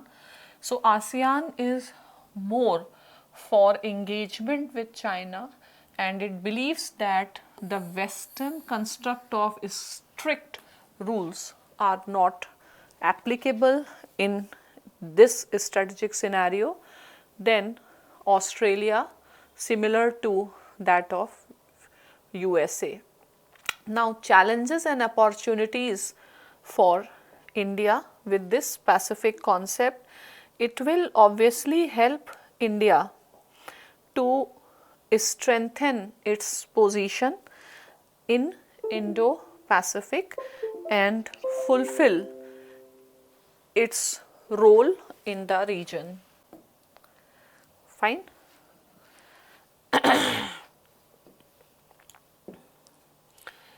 So, challenges and opportunities for India. So, stability of Indo-Pacific is key to security to all and not just to US. Indo-Pacific is meant for peace of all. This is in context of hostile relations to China. Challenges. Problem क्या है? Lack of consensus. I told you, geographical reach and attitude towards China. Now, what is Quad? Quad converts the geostrategic concept into the strategy. Why Quad is in news? Because of the second meeting took place in Tokyo. You know the Quad countries, emergence of Quad.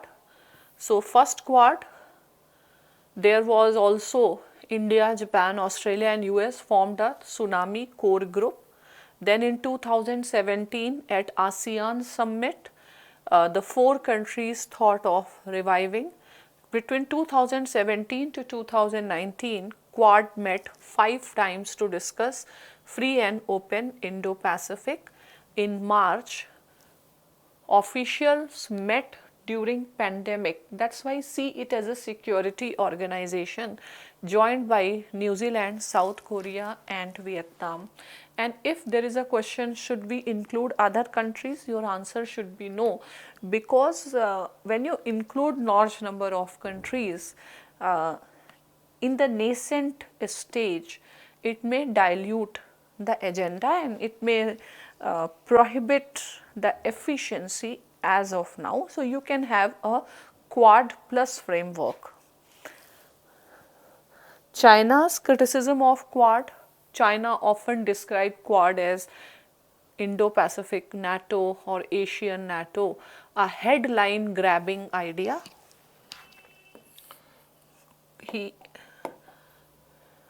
So China looks it with disdain, hatred, headline grabbing idea that would dissipate like the sea foam. And Beijing's Foreign Minister Wang Yi, an exclusive clique and anti-China frontline. And see Russia also. So Russia is comparatively comfortable with Indo-Pacific but not at all comfortable with Quad.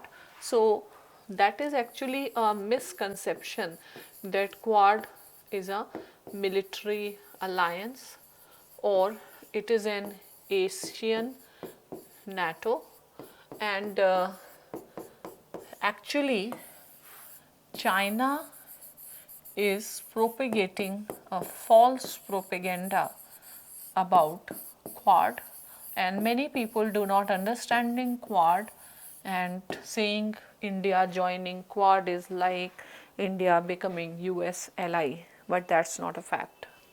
Challenges to the concept of Quad. China, because China is a major power and different countries like Australia, Japan, South Korea, they have huge trade interests with China. So it may not that much successful. The geopolitical construct of Indo-Pacific is questionable. There is an ambiguity in the motive behind joining Quad, and whether it is said that India joining Quad will lose its strategic autonomy, but I have explained why no. Now, let us see BRICS. I don't see any possibility of BRICS. The question on BRICS, yesterday also I have given you the idea on BRICS and IBSA, you can read. Yes, there can be a question on WTO because in 2019 Government of India has proposed a concept paper on WTO reforms, and the theme of that concept paper is that whatever reforms take place, they should be balanced, they should not be harmful to the interest of the developing countries. Since repeatedly they have asked the question on WTO, so you should be preparing. So you know what is WTO? The cornerstone of multilateral order. So WTO has been in the state of deadlock because this particular body, dispute settlement body, has become unworkable because US has not allowed the appointment of the arbitrator. US believes that China being a member, Chinese policies is to dominate the international organizations like WHO. China tries to use its checkbook diplomacy, it rather corrupts the officials and turn these international organizations to its advantage. Fine. So that is also a reason US coming out of even UN Human Rights Council. So US held that WHO has not been successful in addressing the unfair trade practices by China. Now, why WTO is important? Because after the COVID crisis and the economic stagnation that has come, it is very essential that global trade is promoted, and for that WTO has a significance in shaping the rules. Fine. So, in this context, WTO is quite important. So, in 2019, India has proposed a concept paper asking for immediate resolution of impasse at a dispute settlement body, prohibition of unilateral trade measures, development centric reforms. India's concept paper expressed sharp concern over one sided narrative advanced by developed countries ignoring the issues of developing countries. India reminded Marrakesh Agreement, which recognized that international trade is not an end in itself, rather trade is a means for development. So India wants that quick actions should be taken and that should not harm the interest of the developing countries. Now UNHRC, I don't think again important from exams point of view, but have a rough idea that India has been elected to the member of UNHRC. More than India elected member of UNHRC, UNHRC has been in news because of US coming out of this organization. And why US coming out of this organization? Because in recent time the countries like China, Saudi Arabia, Russia, Pakistan, who have a bad record in human rights, they are holding the positions in UN Human Rights Council. Fine. So just have a, there is some facts about it. What are the criticisms? That Israel is continuously on agenda. UNHRC is coming under the increasing influence of the countries which do not have good track record, most importantly China. Fine. So US has pulled out of it. Recent development, India is elected. Now reform of UN Security Council, this is an eternal objective of India's foreign policy, but and what are India's credibility? This is a you can say this question can be asked because it is a priority of India's foreign policy. So since 1971 India is in the race. India is looking for a permanent seat. And what are India's credentials? India's credentials, most important credential is India's constitutional commitment to international law, peaceful settlement of disputes, democracy, economic power, political power, India's participation in peacekeeping. Now, what are the problems in India entering into it is, first of all, the process of amendment is quite rigid. It requires the consent of P5 countries. P5 countries look from their geopolitical interest and preferably from India's perspective, China is the elephant in the room. Fine. And up till now there is hardly any progress, and the only progress is they have accepted a draft based negotiation which India has always supported कि एक written draft एक concrete चीज़ों पर हम बात करें. So reform of UN Security Council, this is some fact about UN Security Council. Organ of United Nations in 1963, number of non-permanent members increased. The main reform group G4, India is also a part.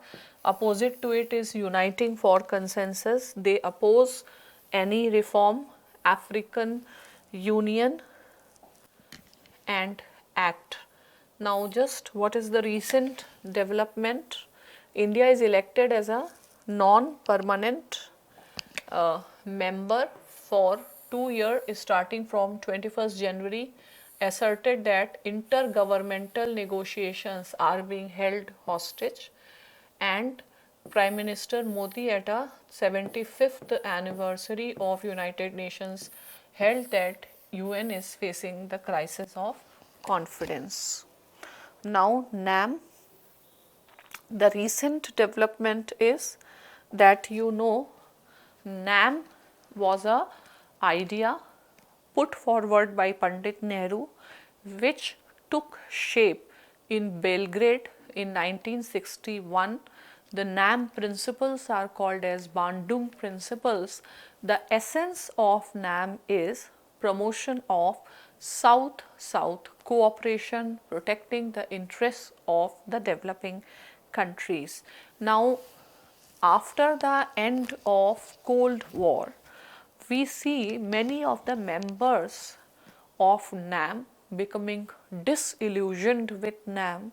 The reason for becoming disillusioned with NAM is there has been no concrete success except the success in anti-racialism and anti-imperialism. And certain countries like Pakistan has made the platform as an agenda for furthering the interest.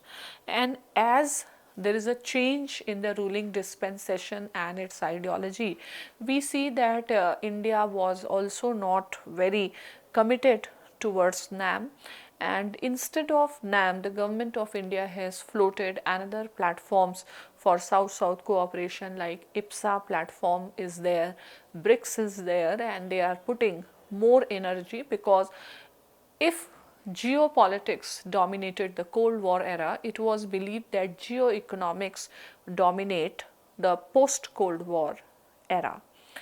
And we see that since Prime Minister Modi came to power, there have been two summits of NAM, one in Baku, other in Azerbaijan, which have not been where the Prime Minister of India has not participated.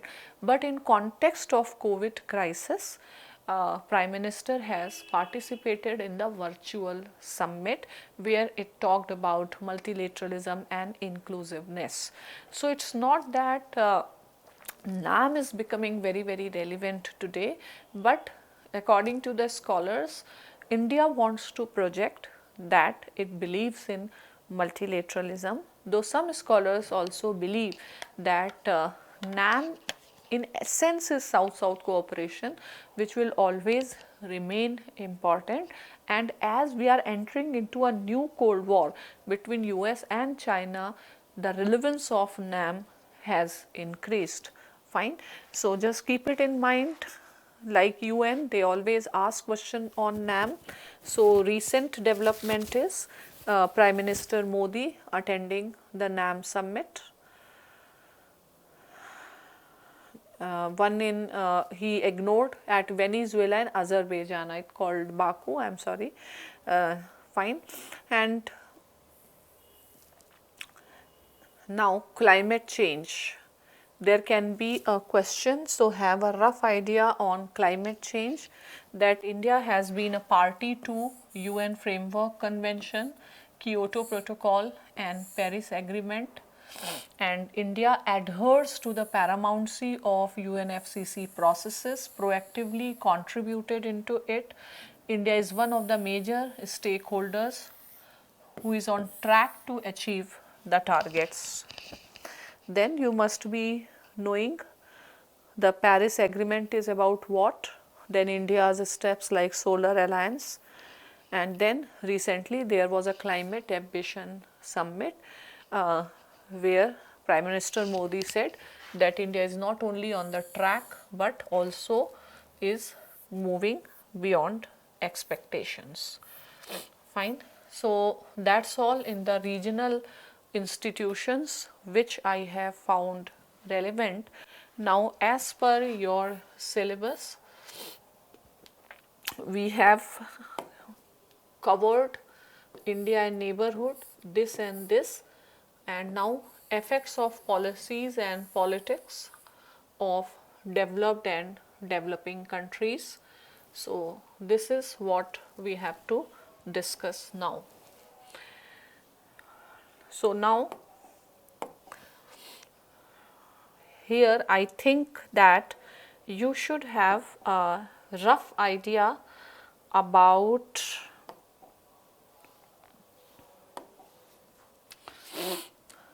India's relations with the major powers. Fine. India's relations with the major powers. So, India and major powers. Developed countries they are asking, and developing countries they are asking. Fine. So, in India and major powers, we will see India, US, India, Russia, India, China, and India, Japan. For India, China, there is already a detailed video and PDF we have sent you. So, I will focus on these countries now. So, whenever we talk about India, whenever we talk about, let us say, India and major powers,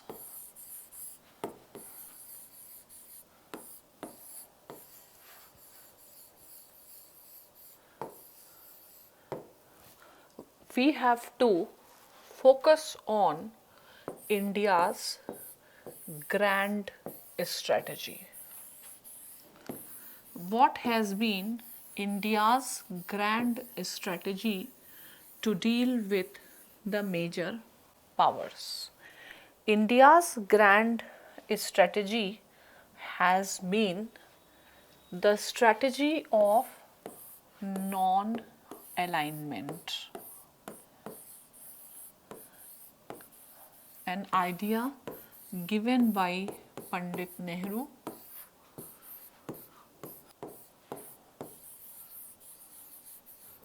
and that was stay away from bloc politics. Fine. And India will not be a satellite to any of the major power, and India will pursue an independent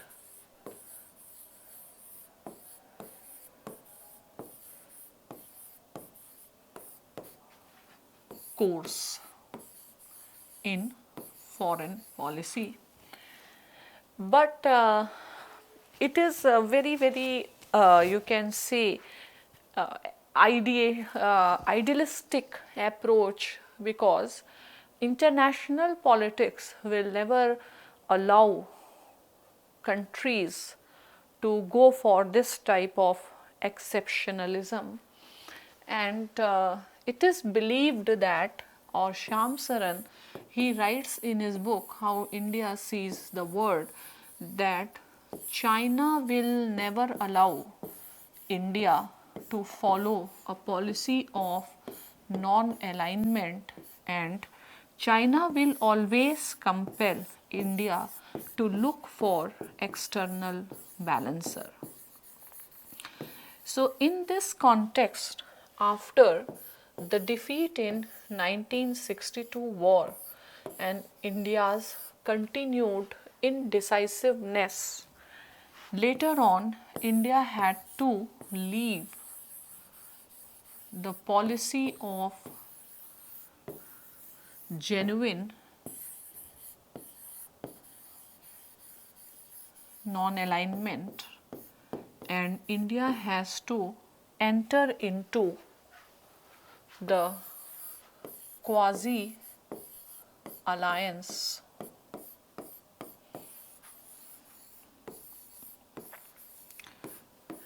with USSR in the form of 1971 Peace and Friendship Treaty. Fine. And after the end of Cold War, India needed a new strategic term to tell its grand strategy, and instead of using non-alignment, Indian officials started using the word strategic autonomy.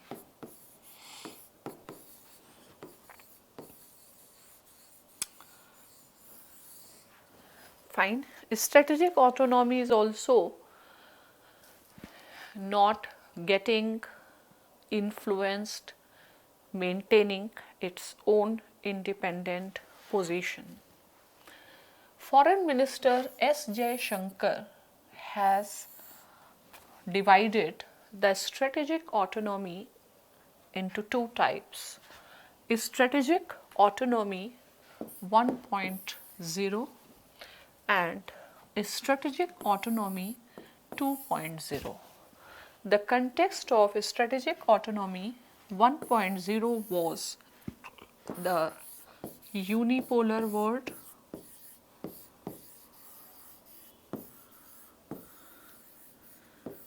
fine, and to maintain strategic autonomy again against the single hegemon, India went for platforms like, or you can say first RIC, SCO, BRICS. Fine. Now, the current context of strategic autonomy 2.0 is the rise of China, and unfortunately the China which is driven by the Middle Kingdom complex,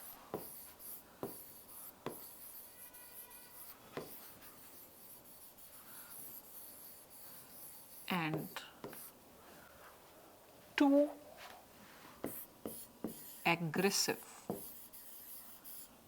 So now in this context we needed a strategic autonomy 2.0, and for that India has opted for Quad.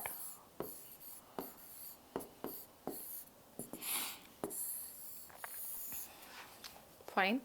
To ensure the protection of its interest.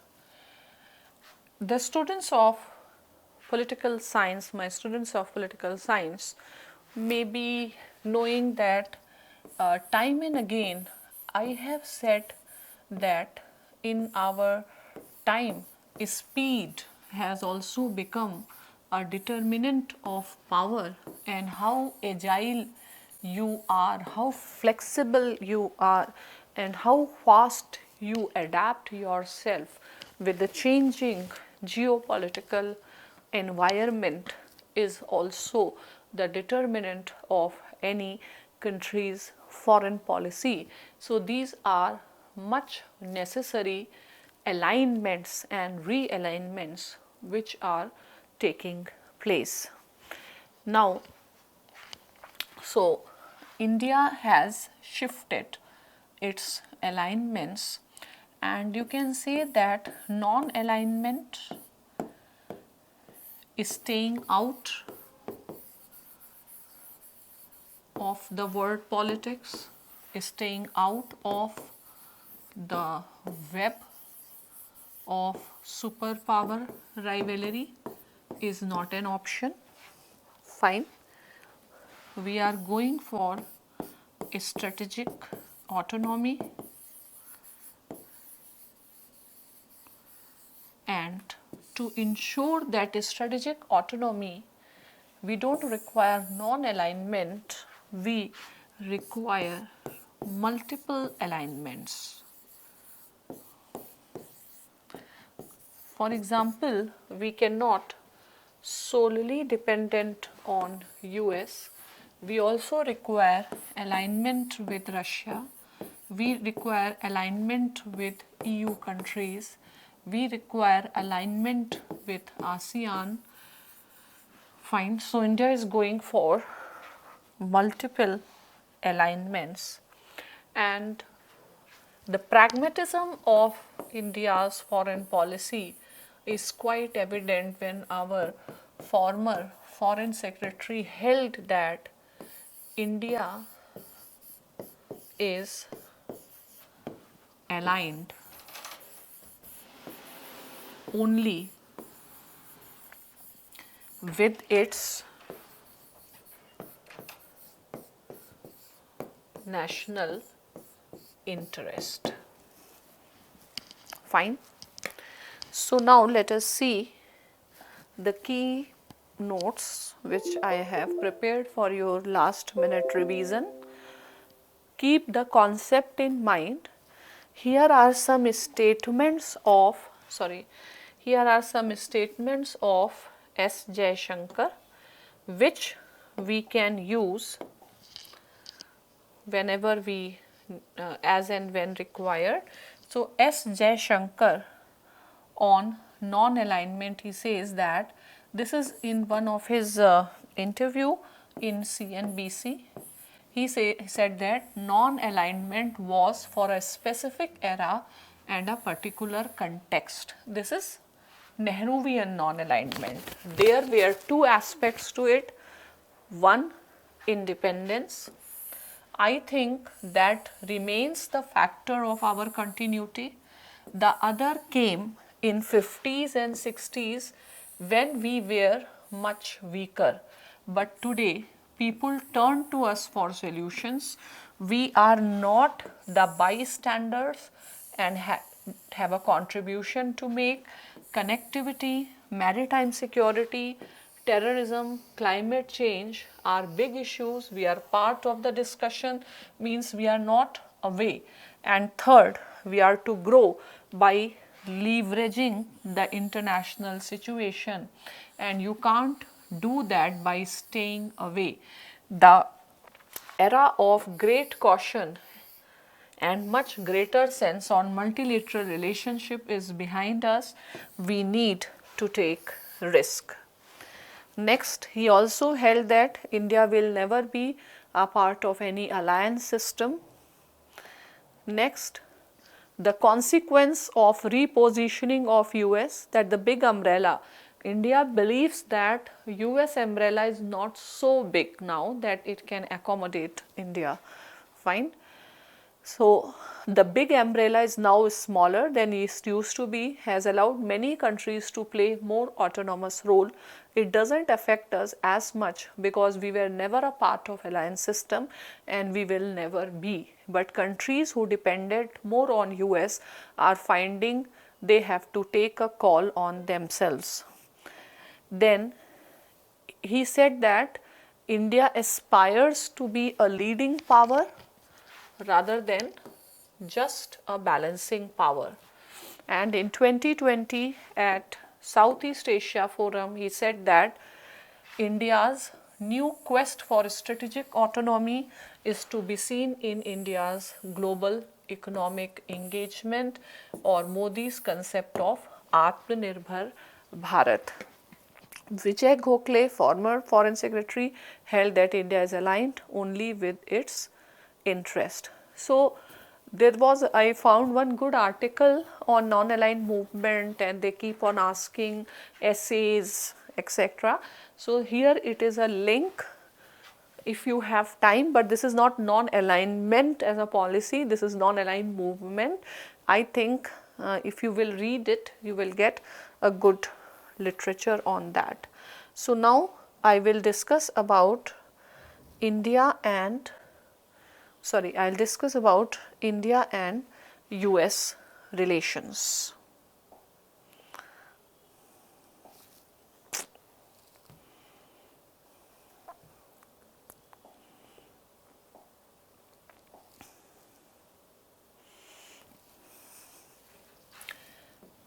So, India US relations, and many students wanted how to answer this question, that how Joe Biden's coming to office impacts Indo-US relations.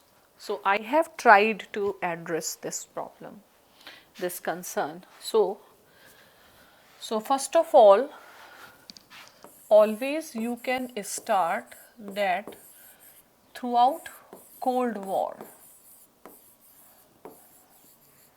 India and USA were known as estranged democracies.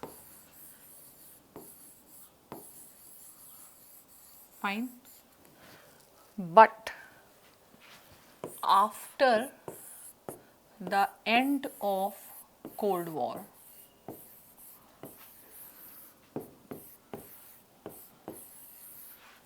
what happened was they have become engaged democracies.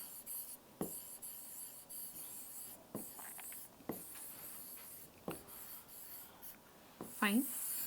And not just engaged democracies, strategic partners, and we also have 2+2 dialogue.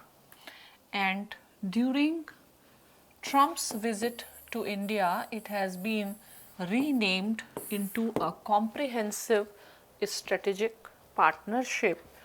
And if we see improvement in USA's relations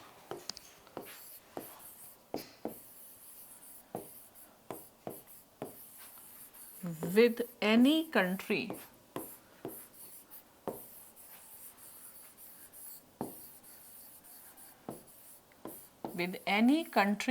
at present, it is India. So India has emerged as a key partner of US, and Obama held that India is the indispensable partner of US. Fine. And Tillerson, when he was foreign secretary, he held that India and US are the two bookends of stability. Fine. Now, what has brought changed in Indo-US relations? The most important factor has been the rise of China, and in the official parlance of US, India has been projected as the swing state, means which can re-establish the balance that has come. Besides this, the size of Indian economy. India as one of the leading importers of defense,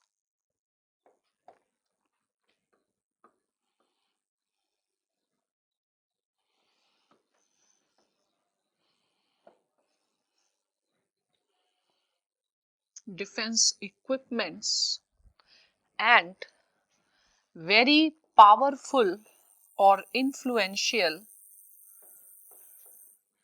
Indian American community.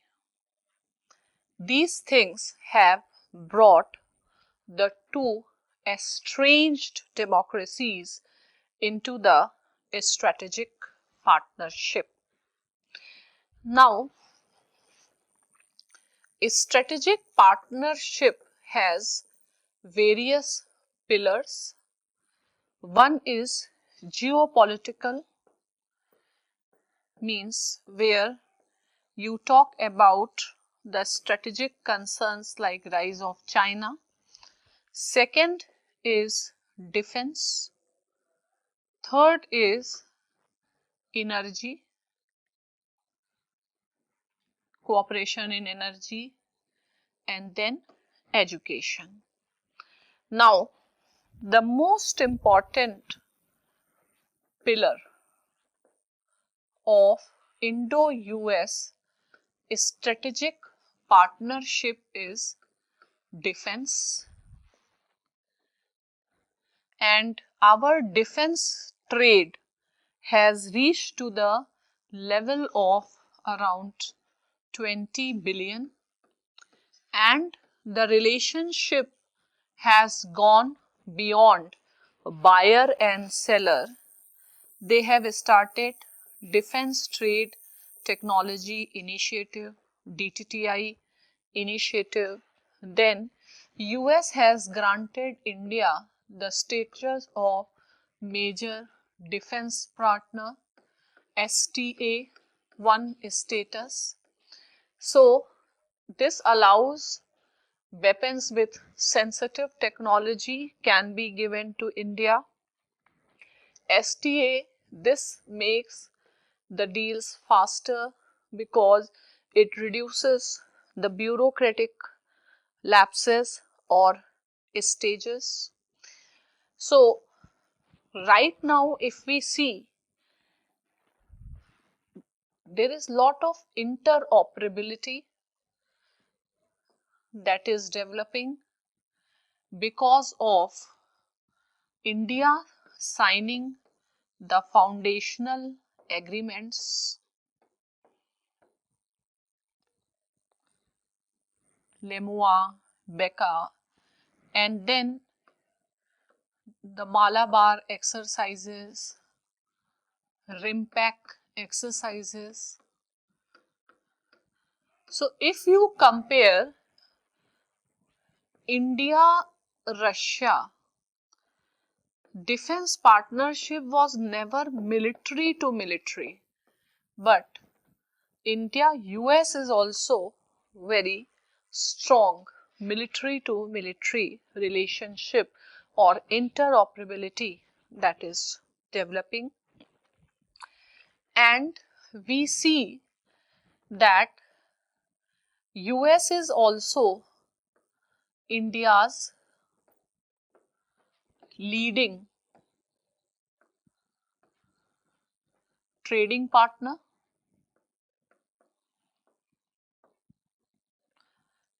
and among the few countries with which India has a positive balance of trade, though there are certain issues with respect to US finds India too protectionist. There is a concern over H1B visa, investment policy of Government of India, IPR policies, protectionism in agriculture, data localization.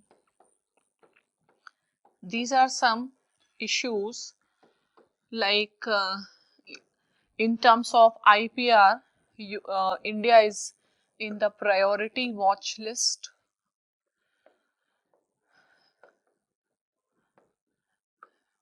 Fine. And it is being held that as India has come out of RCEP and US is also neither a part of RCEP nor a part of TPP, there is a strong imperative that India, USA conclude their FTA, and it is expected that under Joe Biden this will be a possibility. Now, India and US has a huge convergence in the East. For example, with respect to China, but we have divergences in the West with respect to Pakistan, with respect to Iran under Trump, and otherwise also US tensions with Iran are going on since the time of John F. Kennedy and or Carter, I think, and then also Afghanistan. Fine. Now, number of students wanted like to know if a question come that how Joe Biden's coming to power will impact Indo-US relations. So, in this context, you have to say that Indo-US relations have gone beyond the personality factor. They have gone beyond the personality factor. Indo-US relations are considerably institutionalized, and then there is a bipartisan consensus and the drivers of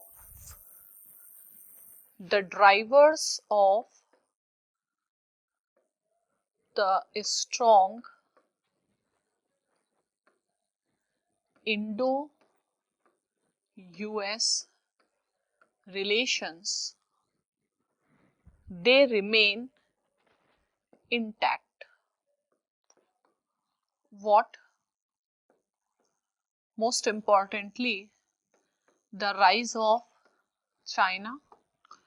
Though it appears on the basis of the speeches that Joe Biden is more interested in or maybe having a softer approach towards China, but the expert of international politics, they understand there is nothing much scope for Joe Biden to go for a moderate approach towards China, considering China's aggressive stand.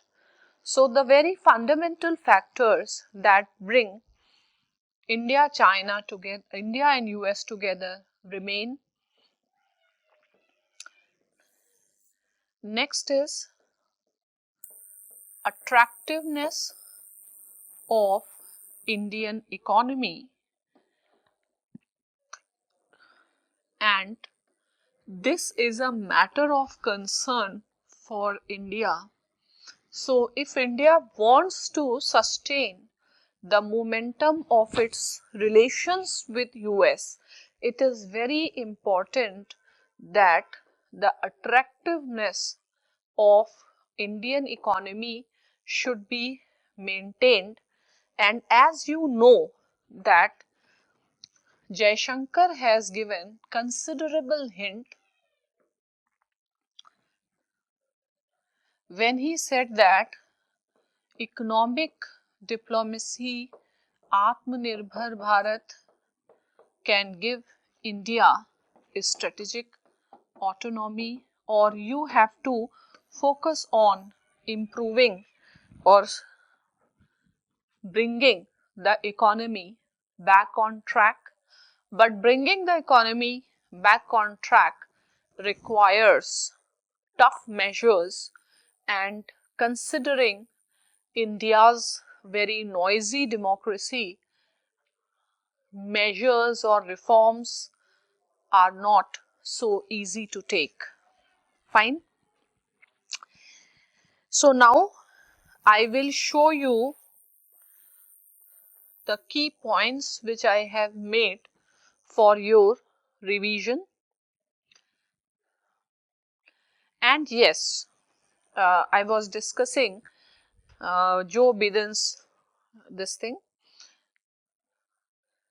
regime and its effect. So you can always say that this economy will be the main thing for India to leverage its profile. Now, how Biden's administration will impact, how to make an assessment. We have already told you that the relationship has gone beyond personalities, but if we see Joe Biden's foreign policy statements and priorities, his first priority is revamping the relationship, transatlantic relationship, then NATO.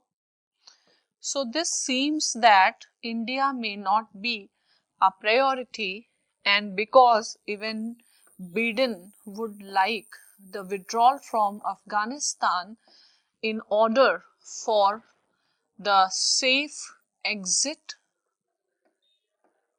there is a possibility that US tilts towards Pakistan. So that can be a cause of concern. Though he said that more moderate approach towards China, but I don't think he is capable of, or the situations will permit such. So this can be a concern. This shows that maybe India is not going to be a priority in the first few months, in the first or second year, and if India has to sustain the momentum, because he also faces this economic challenge post crisis, so that is to be taken care of.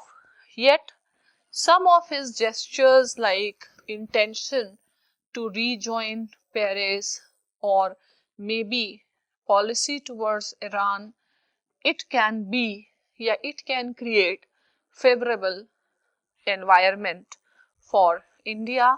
And even unlike Trump, who was against multilateralism, Joe Biden has expressed concern for multilateralism that can benefit India. So I have made key notes for all of you. So I hope this helps you.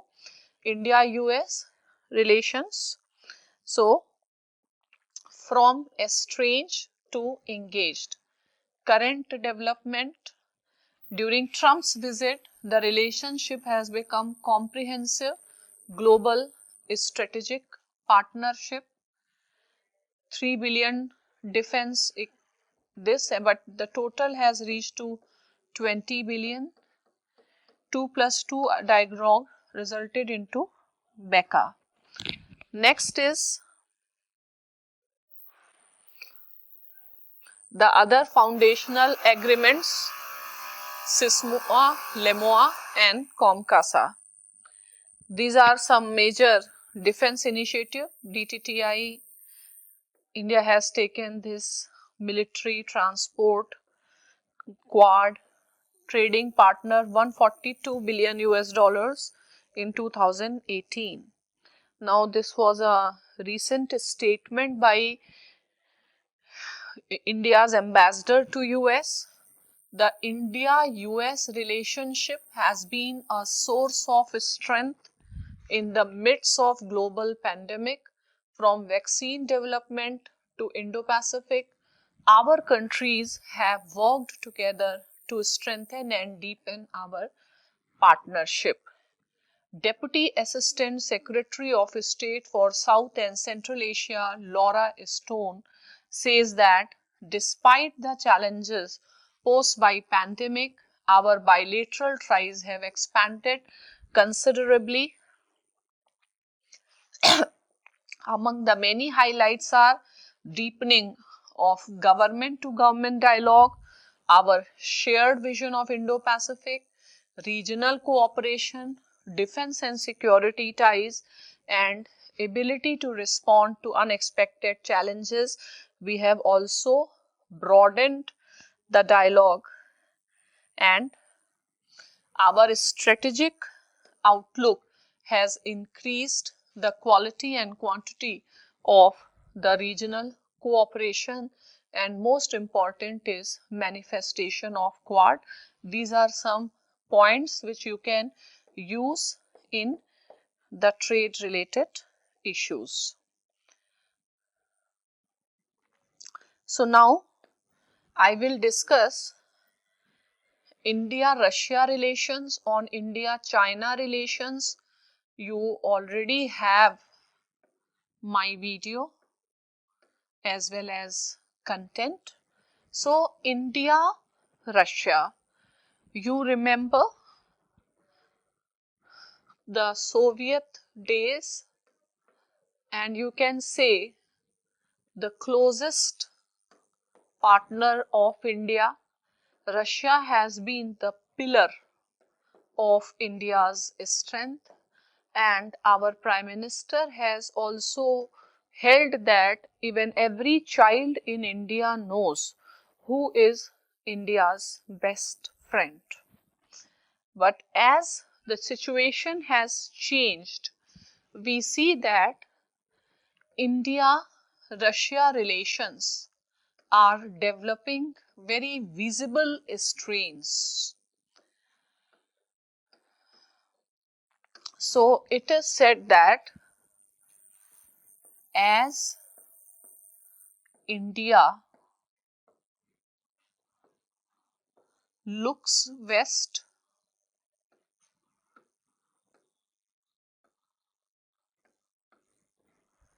Russia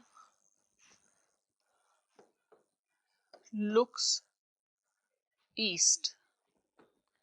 Russia looks east matlab towards China, and India looking towards US, and this is the first time in the 20 years when the bilateral summit has been postponed,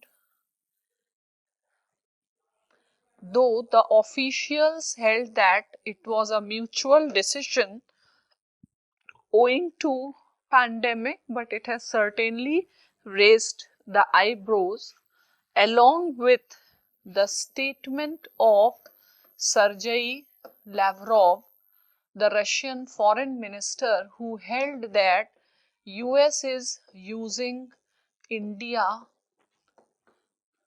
in the war games against China. So such a one-sided view where Russia is ignoring Chinese assertiveness, this itself shows Russia's very declined status, and Russia has submitted meekly to the China's dominance. In fact, even the countries like Turkey are able to challenge Russia's dominance. If we see in the recent conflict of Azerbaijan and Armenia, fine. And then Russian ambassador to India has also expressed his concern over Quad. So there is a considerable concern in the relationship. However, it is believed that the foundations are strong enough, and just because few reasons it will not impact. And in fact, Russia and India are the natural partners, and in fact Russia and China relationship, strategic partnership is not natural. The two countries require a candid dialogue, sort out their issues, and develop a new model. This is a oft repeated phrase in international politics, new model of great power relations. Fine. So let me quickly show you on the notes.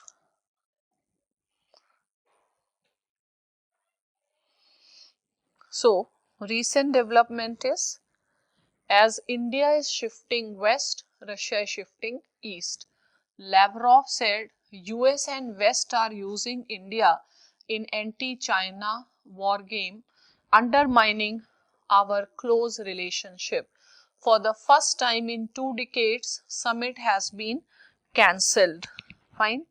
So some quick, in fact, this only shows that Russia is acting as a junior partner of China, and even Russia's status has been challenged by the countries of the size of Turkey.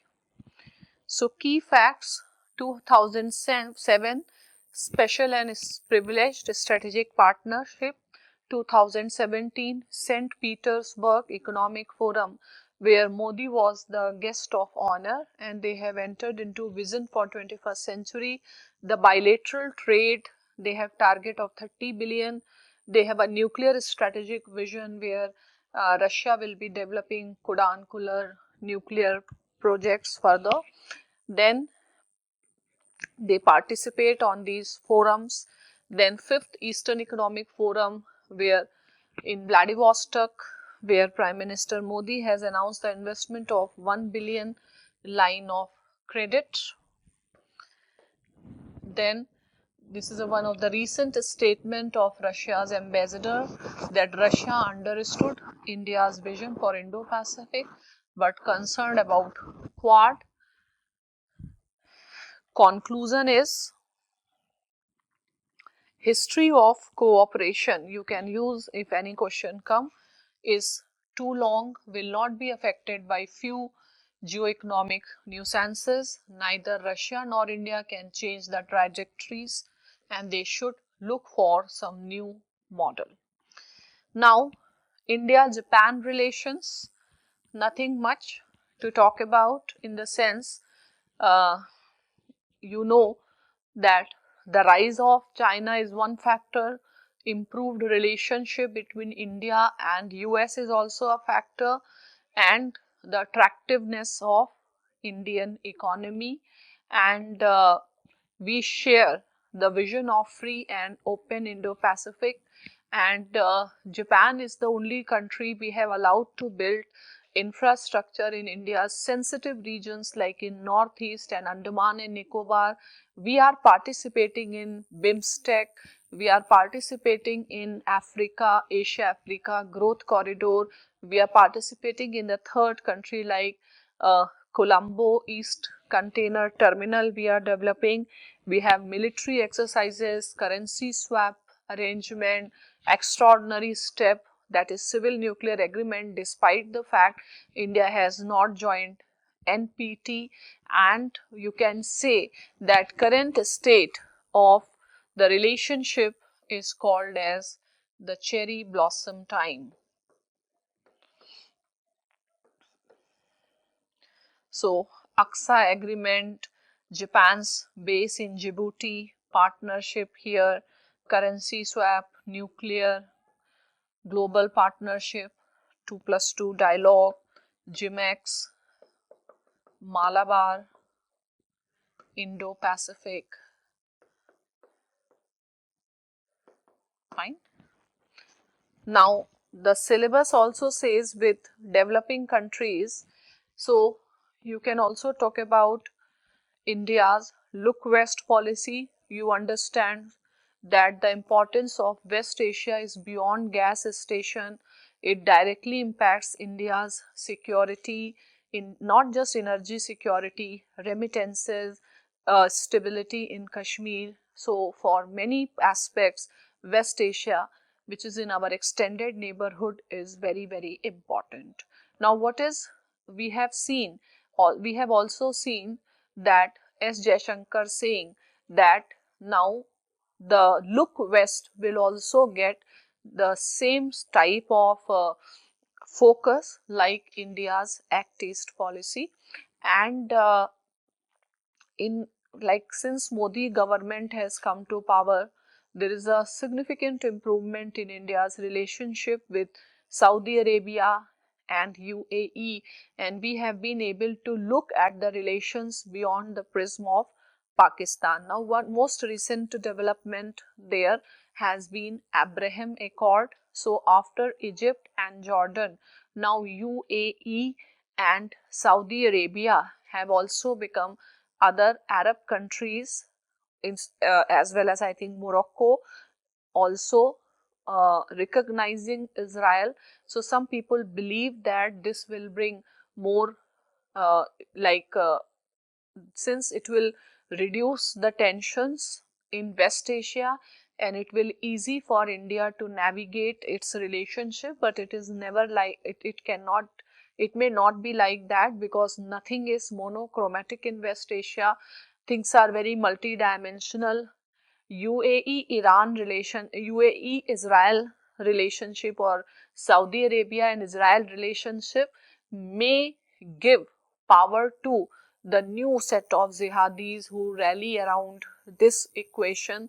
So this is one place where we can never be very sure about peace, and Israel's improvement of relationship with the Gulf countries is good, also good in the sense it will make India's job little bit relaxed, but also bad, because up till now almost India has a monopoly over certain products, certain products in GCC, but even in agriculture India can get a tough competition from Israel.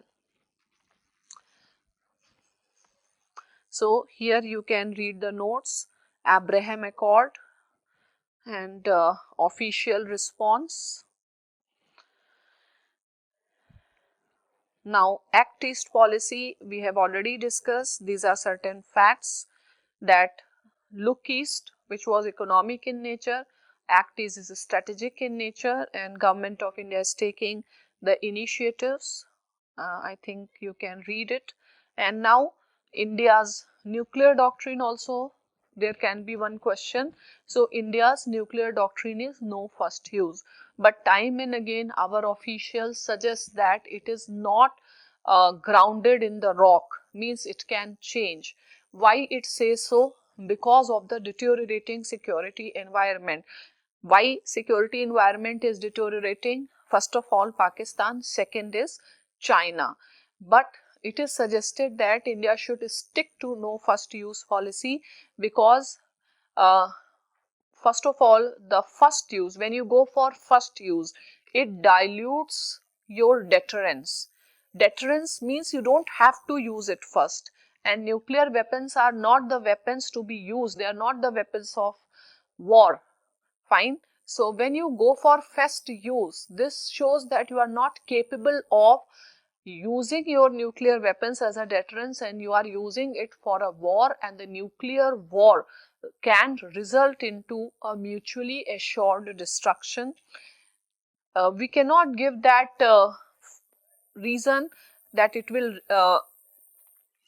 deteriorate the security environment, because that is already deteriorated, and that also makes give a reason that India should bring some change in its nuclear policy. But those on ground, they believe that to be able to use the first use, it will be very costly uh, affair, whether it is against Pakistan or against China. Second is, India has yet not developed the MIRVs or inducted into our military. So you require missile development, you require much more efficient intelligence and reconnaissance system, so that you can target, you know, the exact targets. So yes, doctrines have to be dynamic, and the review is needed. So here the three doctrines is, what is the Indian position? New Delhi held it will not be first to initiate but will retaliate if deterrence fails. Islamabad has a first use policy, and adding the new nuclear option, an element of flexibility to unconditional no first use posture. Fine. Now, no policy is written in stone. This is what our defense minister said. Shift is not possible. Two very concrete reasons. Yet to induct multiple re-entry vehicle technology and reconnaissance system. And the last thing is, we have to understand the nuclear weapons are meant for deterrence, and when you use it for the first time, first use means deterrence fails, and ideally nuclear weapons are not meant for war, because it results into mutually assured destruction. Fine. So this was the quick review of the international relations part of your syllabus. I hope this discussion has been useful for you, and I have kept one open house session to address if you have any queries related to any question of international relations tomorrow. So let us meet there. Thank you for listening.